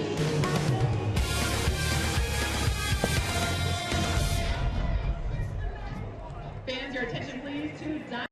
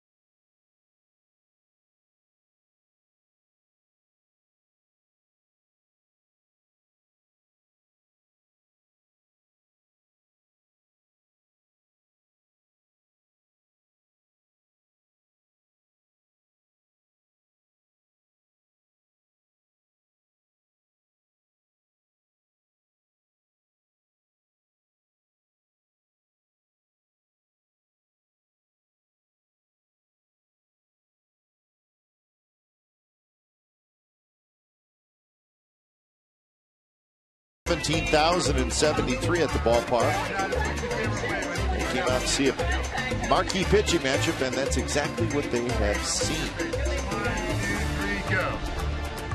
It's 1-0. The A's lead. The King Felix fans. So John Lester still out there, nursing that 1-0 lead. And number 37, Brandon Moss, moves from left field to first base. So some defensive changes. Folden left, Gentry in center. Now batting, number 15, Kyle Seager. Moss is now at first base. And with the ankle, the knee, everything happening on that one slide by Stephen Bowden, while he did come out for last inning, it might have started to tighten up, stiffen up on him, and get him some treatment to get him back, hopefully after the off day tomorrow, ready to go Friday.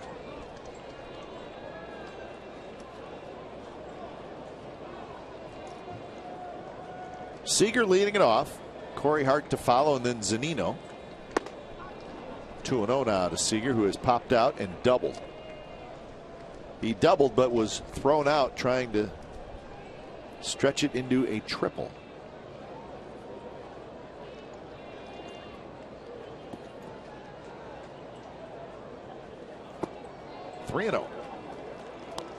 Lester hasn't walked anybody today. He got 4 strikeouts. Had 2-0 to Cano, 2-0 to Zunino, 2-0 to Seager. Now 3-0 to Seager. Other than that, he's not falling behind hitters.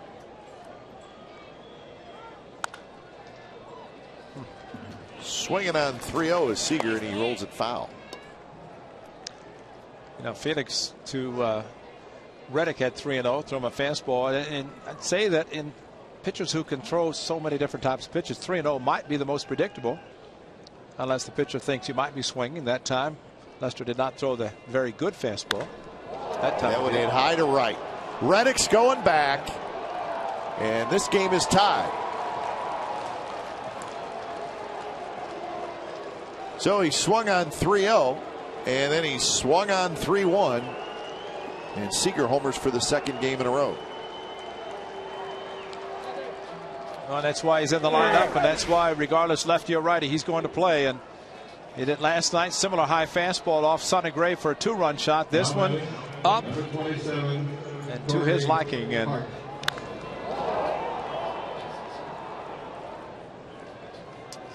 well, it's back to even, and two very good pitchers both down, giving up solo home runs. And here's Corey Hart. Happy if you think about it, with the exception of Cano, predominantly a right-handed hitting lineup where the cut fastball works effectively inside the righties. And to the lefty, Seager. And wow. That one to left, down the line, gone. Corey Hart homers. It's 2-1 Seattle.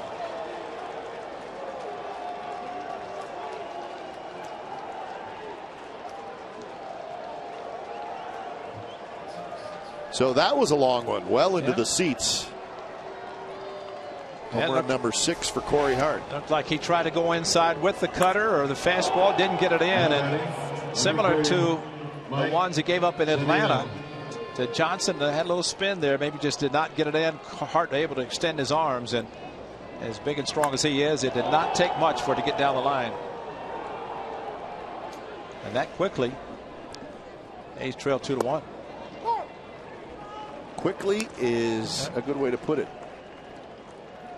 Within 3 pitches.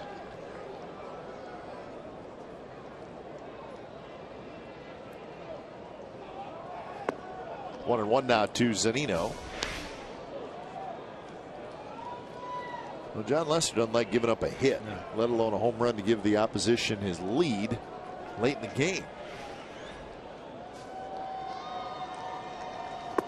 Swing and a miss, 1-2. That's what he wanted to do to Hart right there. So really it's 2 mistakes, one to Seager that kind of stayed up and in, and then to Hart that he did not get it in as far as he wanted.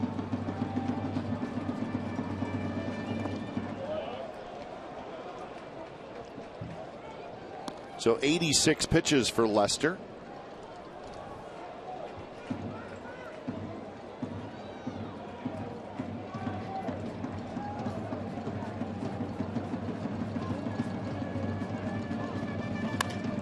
That one's drilled, base hit, center field, and makes a little bit of a crazy hop. Gentry is able to cut it off.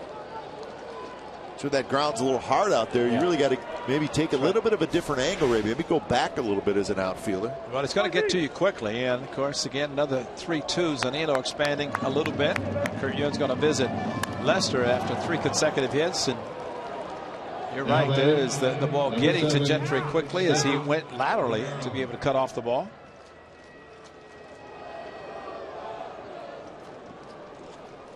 So probably not a meeting that Kurt Young thought he was going to be having just, well, heck, maybe 2 minutes ago. Yeah.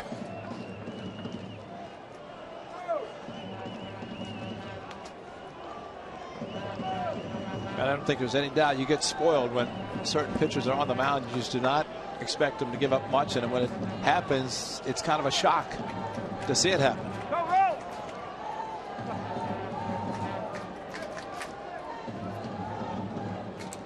So here's Romero.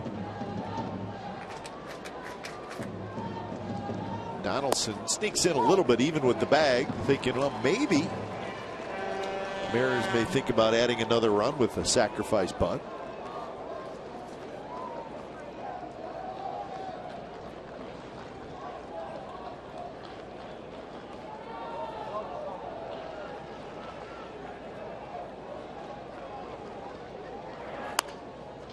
Hit slowly toward Lowry, who charges. He'll flip to second to get the lead runner. So Romero reaches first base on the fielder's choice. Get the lead runner. That's about all you're going to get. Sogard smartly coming across the bag, getting out of the way, but no throw to first base. Romero's going to lead for a pinch runner.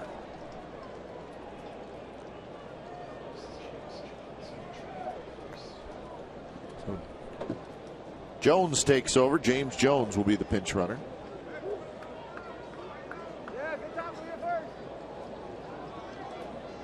Imagine Jones will stay in the game in the outfield.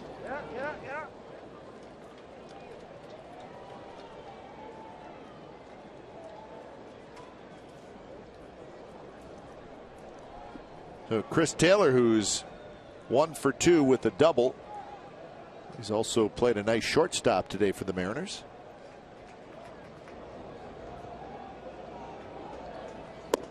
And a first pitch strike from Lester. So homer, single fielder's choice here in the top of the 7th inning.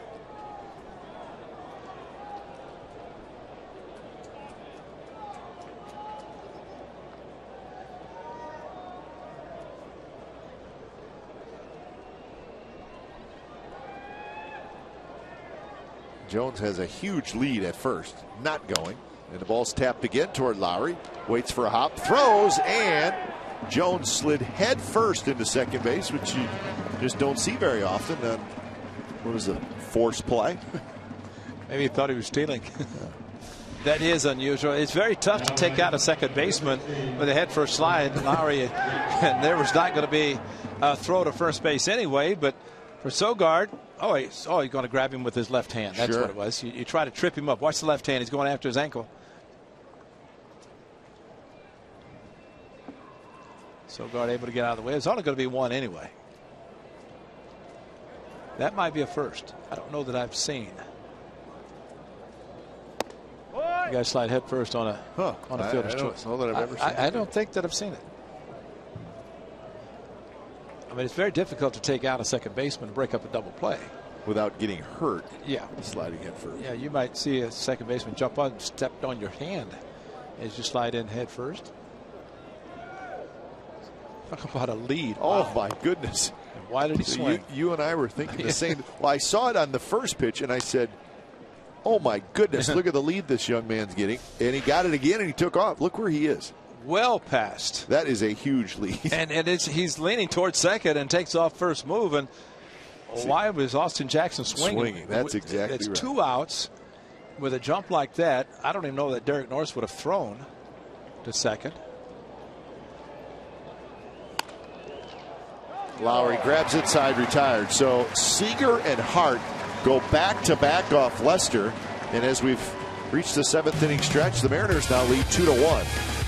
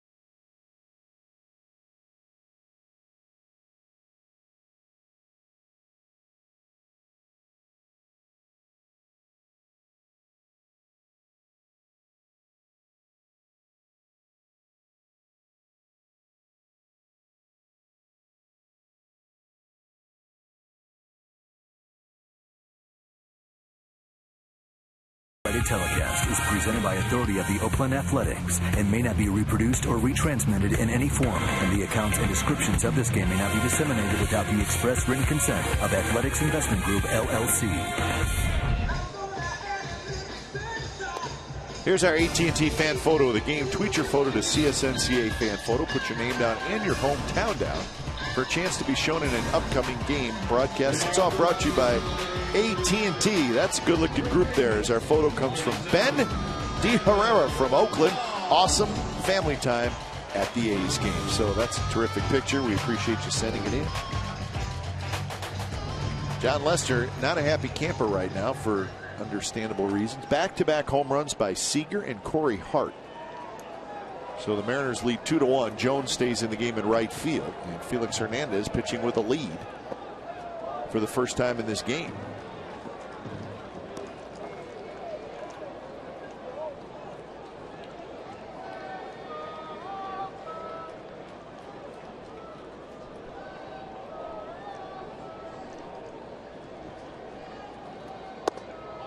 Outside, 2-0 to Moss. Moss has struck out and grounded out.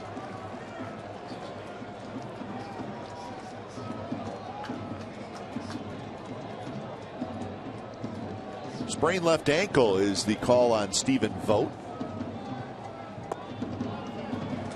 So Hernandez, very good in shutdown innings.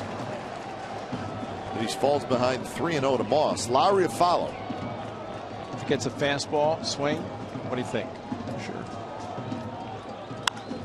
And he skies this one to center. It's hit well. Jackson's going back in front of the wall on the warning track, and he's got it. Good effort. Yeah. Didn't miss it by much. Well, the fastball, it was up. Moss, I think, was trying to pull it, but maybe just enough movement away from him. All he could do is take it to center field, and while it was high and deep, just at the warning track and in the park. So one out for Lowry. I mean, when he throws a 3-2 curveball, Derek Sogard, you got to swing 3-0 if you got to think you're going to get a fastball. First pitch to Lowry is a ball. Lowry a single and a fly ball to left field.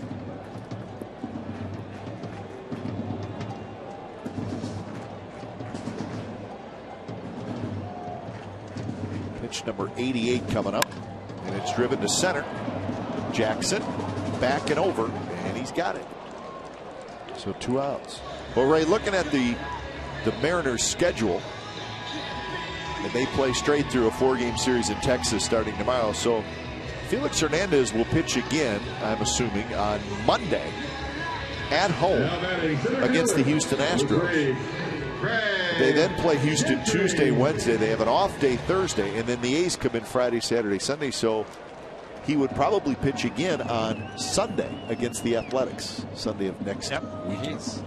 Matter of fact, Adam Roden does a great job of projections as far as who's going to be pitching, and lines up that the same 3 that the A's are seeing this series, we'll see them next weekend in Seattle: Young, Paxton, and Felix. So with that in mind, it looks like they're just keeping everything in line. They're not using that off day next Thursday to change anything. Gives Rick Waits and Lloyd McClendon a chance to give their starters a rest, especially in September when they get an off day, to keep everybody, gives them an extra day.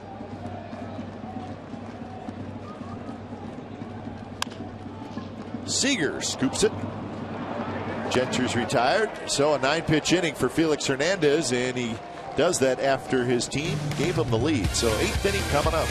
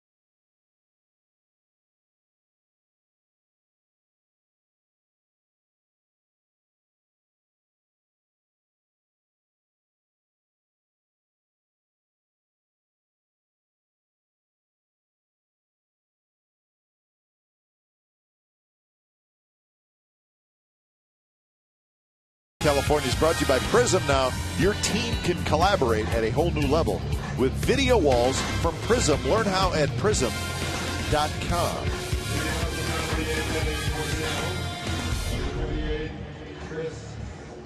So 2-1, the Mariners lead the A's. It's the top of the 8th inning. So Lester back to work, and he'll face Denorfia, Cano, Morales. Back-to-back home runs by Seager and Hart in the 7th inning. The difference in the game right now. Denorfia takes a bit low. Denorfia is 0 for 3. He's hit 3 balls in the air, a couple on the infield, and then a fly ball to left field.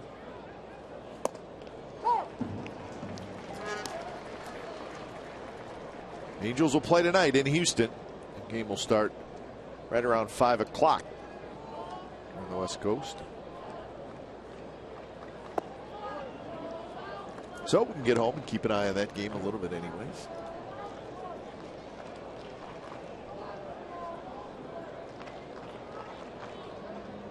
Well, you know, the Angels are paying attention to this game for both teams, the Mariners and the Athletics.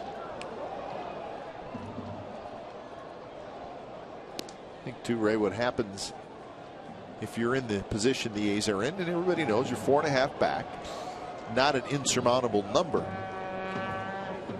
but you're also kind of fighting against time. That's right. Amount of games on your schedule. So when you lose a game, that kind of comes into play as well. It's another game off the schedule as Denorfia is retiring. Celebrate Oktoberfest with the A's on Saturday, September the 20th against the Philadelphia Phillies. Oktoberfest style beers will be available throughout the ballpark. 10,000 fans will receive an A's Oktoberfest sign courtesy of Cache Creek Casino Resort. In addition, fans may purchase a special ticket to attend a Brewmaster meet and greet that includes a commemorative Oktoberfest ceramic stein. For tickets, visit athletics.com/Oktoberfest. I struck it out, didn't it? You did. Nice job. Kind of hesitated to get that wonderful music in there. They're like Lawrence Welk, you know, just the great Lawrence Welk. That's right. 1-0 to Cano, who's got a hit. 7 hits for the Mariners.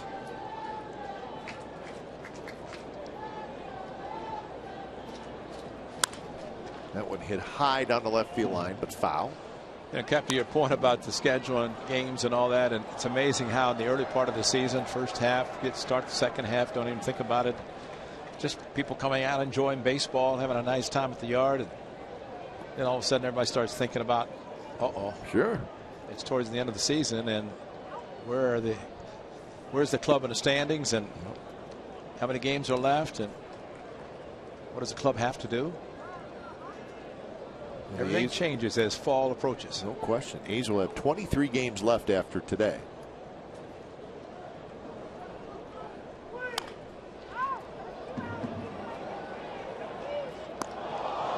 So there's time, but again, that every day that a game clicks off the schedule, it's a lost opportunity to pick up a game in the standing.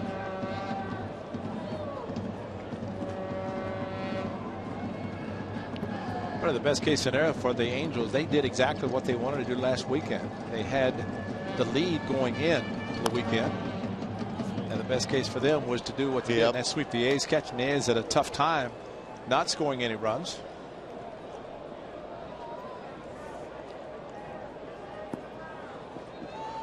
Well, that's the remaining number and how many against the West, and that's the way the division, of course, wanted to be set up. So you're playing the teams within your own division the final month. Strikeout, off-speed pitch from John Lester, and a good one. Cano usually finds a way to make contact, but this sweeping breaking ball away from him and flailed at it, and no contact as he kept running away from him.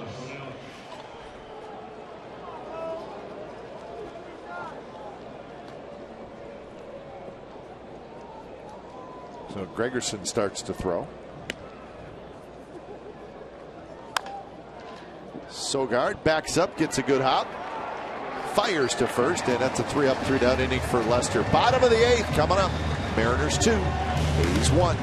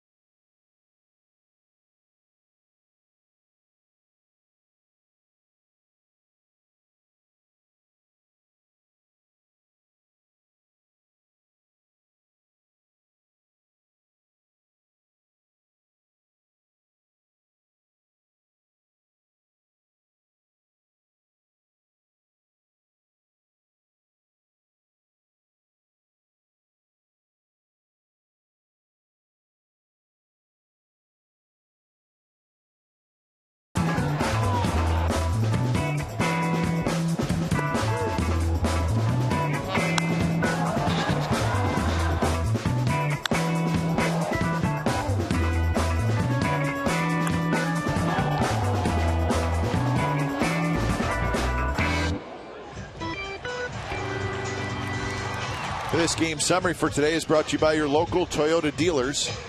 2-7-0 for Seattle, 1-3-1 for the Athletics. Great pitching matchup we knew it would be.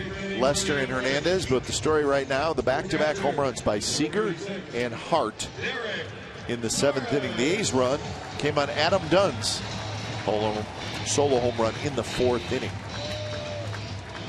Well, Dunn will hit at least one more time in this game. He is due up 6th, and this is the 8th inning. Justin Smoke taking over first base for Kendrys Morales. Bullpen activity for the Mariners as King Felix pitch count after that last inning worked out very nicely for him. 9 pitches in that 7th inning. 91 total starting this 8th inning. First pitch in for a strike. The bullpen is active for Seattle. Wilhelmsen and Furbush, a righty and a lefty.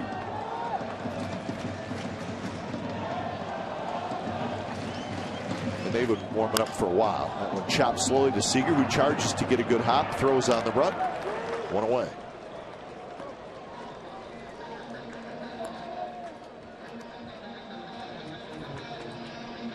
The pitch count high for this year for Hernandez is 116. He's done that twice. And you wonder, Ray, if the A's don't tack on some more pitches to that pitch count, he's going to want to go out there for the night. And I think Lloyd McClendon and Rick Waits would be happy to send him out there too and have the bullpen ready in emergency or if necessary. But that was just 2 pitches to Norris. I think Felix also is not the type of pitcher who's going to be looking for help from somebody. He'd rather take care of business himself. Yep. We've seen him do it. That's right. Pitchers like that. The one game went 8 1/3. That was back in April. Lowry hit the home run in the 9th inning that came out after the 8 1/3. Ended the shutout possibility.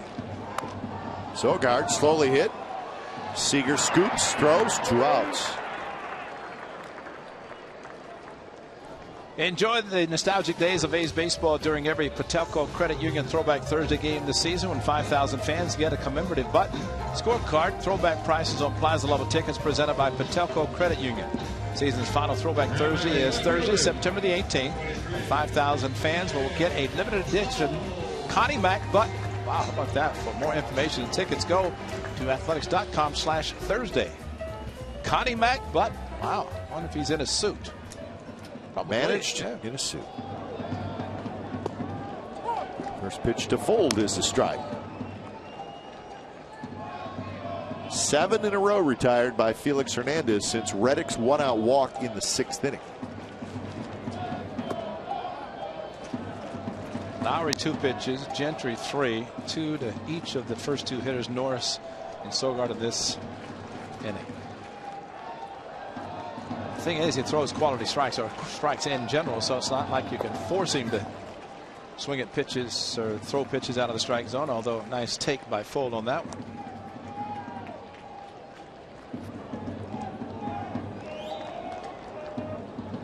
Sam Fold has struck out and grounded out twice to the shortstop. There's the breakdown. 38 balls, 60 strikes. And now it's 3-1. Hernandez will go for a little walk.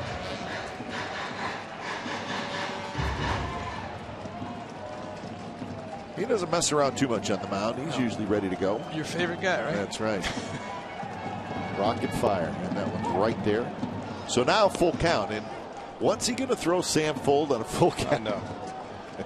I'd say fastball. It's not like Sogard at the plate with the runner taking off. He wanted to strike out. He got it and called third strike, curveball.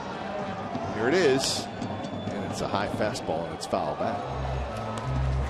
You know, Fold, as he showed in Houston, is capable of a long ball. The only question, 3-2, while you might be expecting a fastball, are you sure you're going to get it? That's the dilemma. You know, do you start your swing anticipating a 4-seam fastball? He just shook off a changeup to go to the fastball. And a little soft liner. Seager grabs it. Side retired. So Hernandez with another quick inning, and we're on to the 9th. 2-1, the Mariners lead.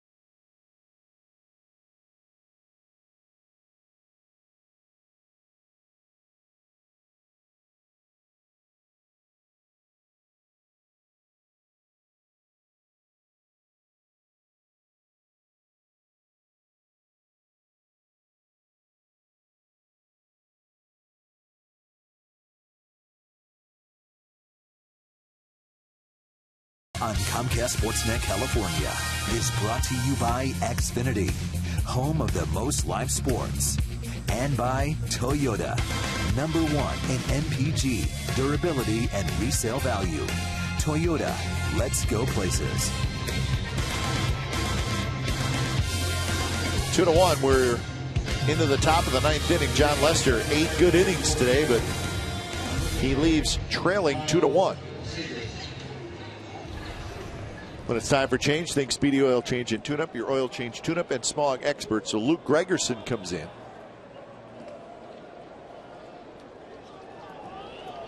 So Gregerson making his 61st appearance.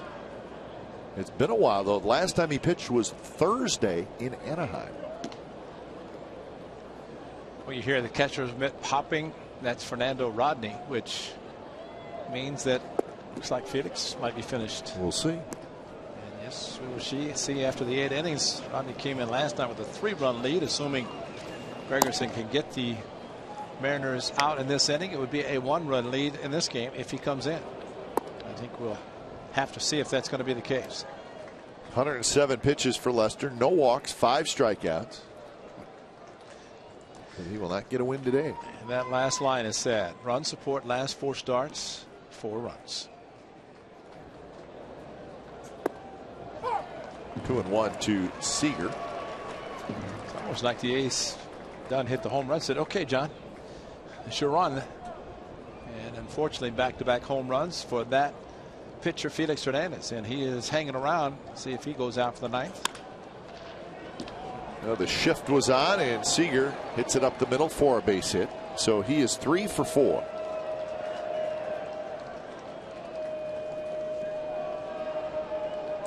Well, we got in-depth coverage Sunday to Sunday, plus the official postgame show of the team is Raiders postgame live. Don't miss it. Sunday to Sunday, the authentic home of the Raiders is Comcast Sportsnet.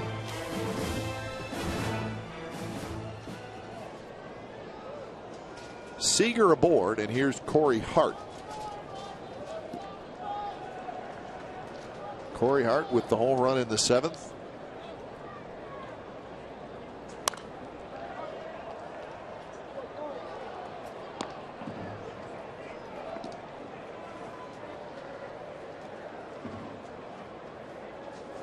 Interesting, Ray. Felix Hernandez does not have a complete game this year. Yeah, I saw that, and that's, of course, in the age of specialization. I talked to Rick Waits, their pitching coach, about that because he had a whole bunch of complete games in his career. But he said if you're looking in the bullpen, you see the strength of the lefties, the righties, the specialists, that it's hard to see that anymore. And then the pitch count's on top of it. But pitch count for Felix right now is not that bad. And a good bullpen that may come into play a little bit as well. Yeah, exactly. Mariners not afraid to go to the bullpen. Well, they went to it last night with Pax. Yep. You know, just 92 pitches. Worked out well, even though the A's made it close. As I said last night, closers like multiple run leads. Last night, Rodney had a 3-run lead, gave up 2, tying run at second, got the save. Today it's 1 at this point. And slider, and Corey Hart chased it. 1-2 the count.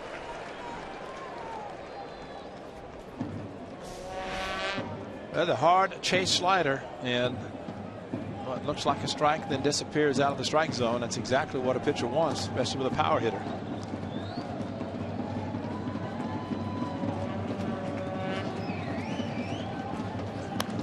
Hart got a piece of it, fouled it back to the net. Mariners bullpen 2.43 ERA as a group, lowest in the majors. League is hitting .216 off them. So a good group, just like the Athletics.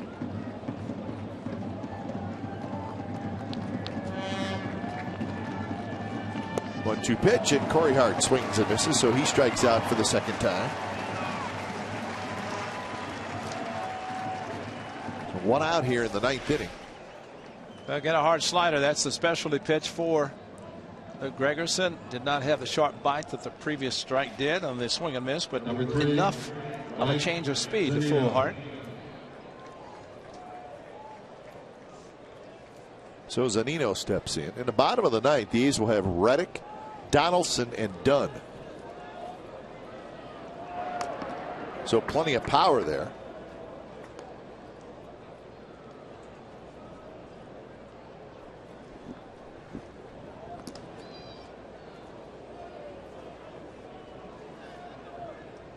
Zunino is 1 for 3. He had a base hit in the 7th inning.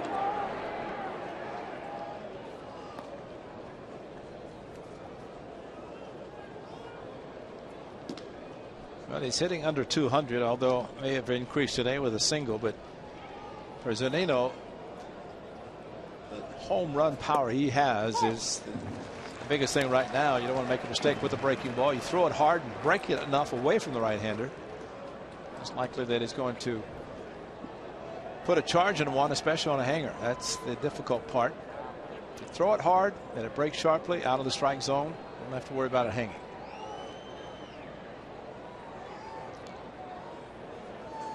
That one hit hard to Donaldson. Nice play on the backhand. Fires to second for 1. Back back to first, a double play. Dandy double play, 5-4-3, and we're going to the bottom of the ninth. It's 2-1 Seattle.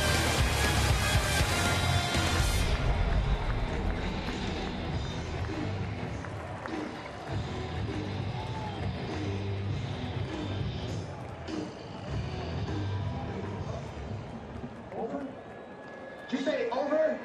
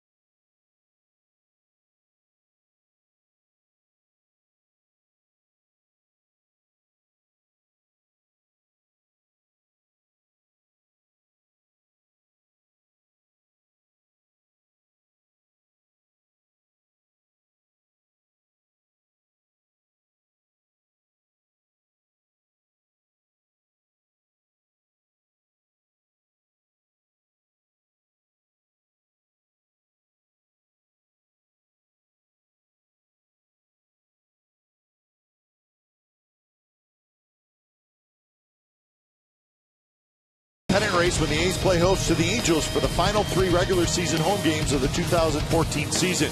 It's September 22nd through the 24th. The A's and Angels will square off in a 3-game set with postseason implications on the line. Get your tickets now online at athletics.com/tickets or by calling 510-638-GO-A's. So that's going to be a fun one.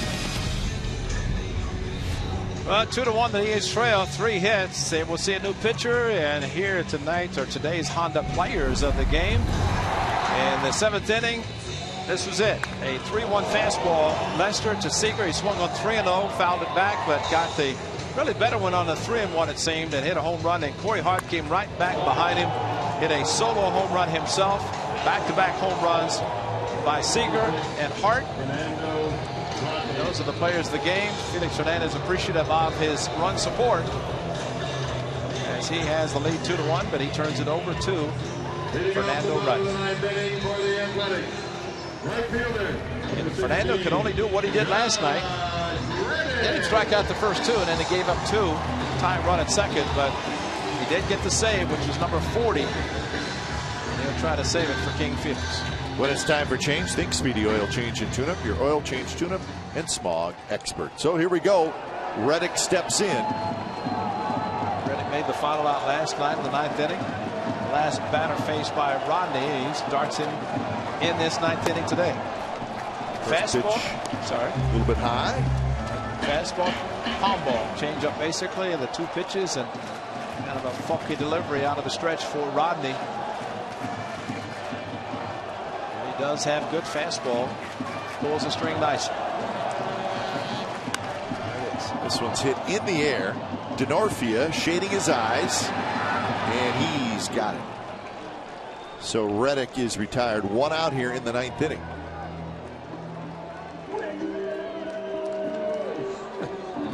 Got to go all the way back to May 5 and 6. He's lost 2 straight games at home, and that was to the Seattle Mariners. A's with a terrific 44-24 record at home. Donaldson last night, of course, we talked about his leg kick. He went away from that last night against Rodney. Maybe because of the changeup. He kept the foot down and took a minimal stride. See what he does in this at bat. Yep, goes back to it at least the first pitch.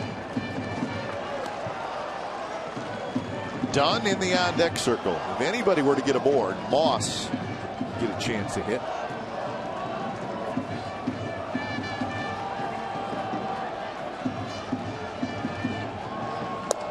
Strike on the outside corner. 1-1. 102 pitches for Felix Hernandez. The only run, the Dunn home run in the 4th inning.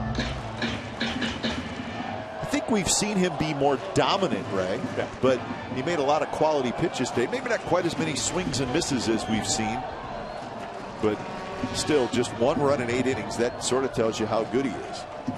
I think he's just a master of throwing so many different types of pitches. It makes it hard for a hitter to really sit strongly on a particular pitch.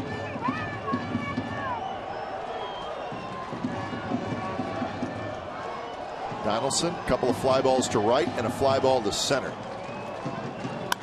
He bounces that one toward Cano. Cano, nice play, ranging to his left, 2 outs. So maybe the A's got him right where they want him. Who knows? This is what happened last night after 2 are out. Back-to-back strikeouts in the 9th inning. Then Norris hit a stretched-in double. He was almost thrown out at second. Fortunately, kept his foot on the bag. And then Brandon Moss got a change-up. He drove Norris in with a double to right field. Ford would back him up with another change-up. Hit it down the right field line for a double. So double, but Reddick grounded out. Dunn, good swing, hits a high pop-up foul. And Dunn hit the changeup against Chris Young on Monday, the towering fly ball. And of course, if it's over the head of the right field today, it's in the seats. He's on the warning track. Yes, he is. I mean, this is no doubles at its best. Strike, and it's a quick 0-2 to Adam Dunn. And he might throw him nothing but fastballs, just thinking about the changeup that he hit. And another fastball right over the top, down low.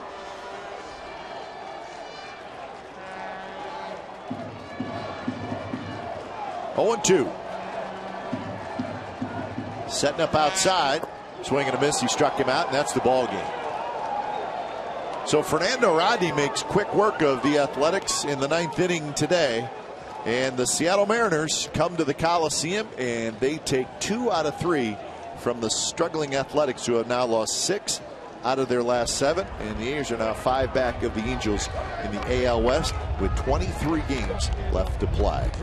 So disappointing afternoon. Felix Hernandez the winner, Lester the loser. 2-1 is the final. You've been watching A's Baseball on Comcast Sportsnet California. Don't go away. A's Postgame Live with Brody and Shooty starts right now.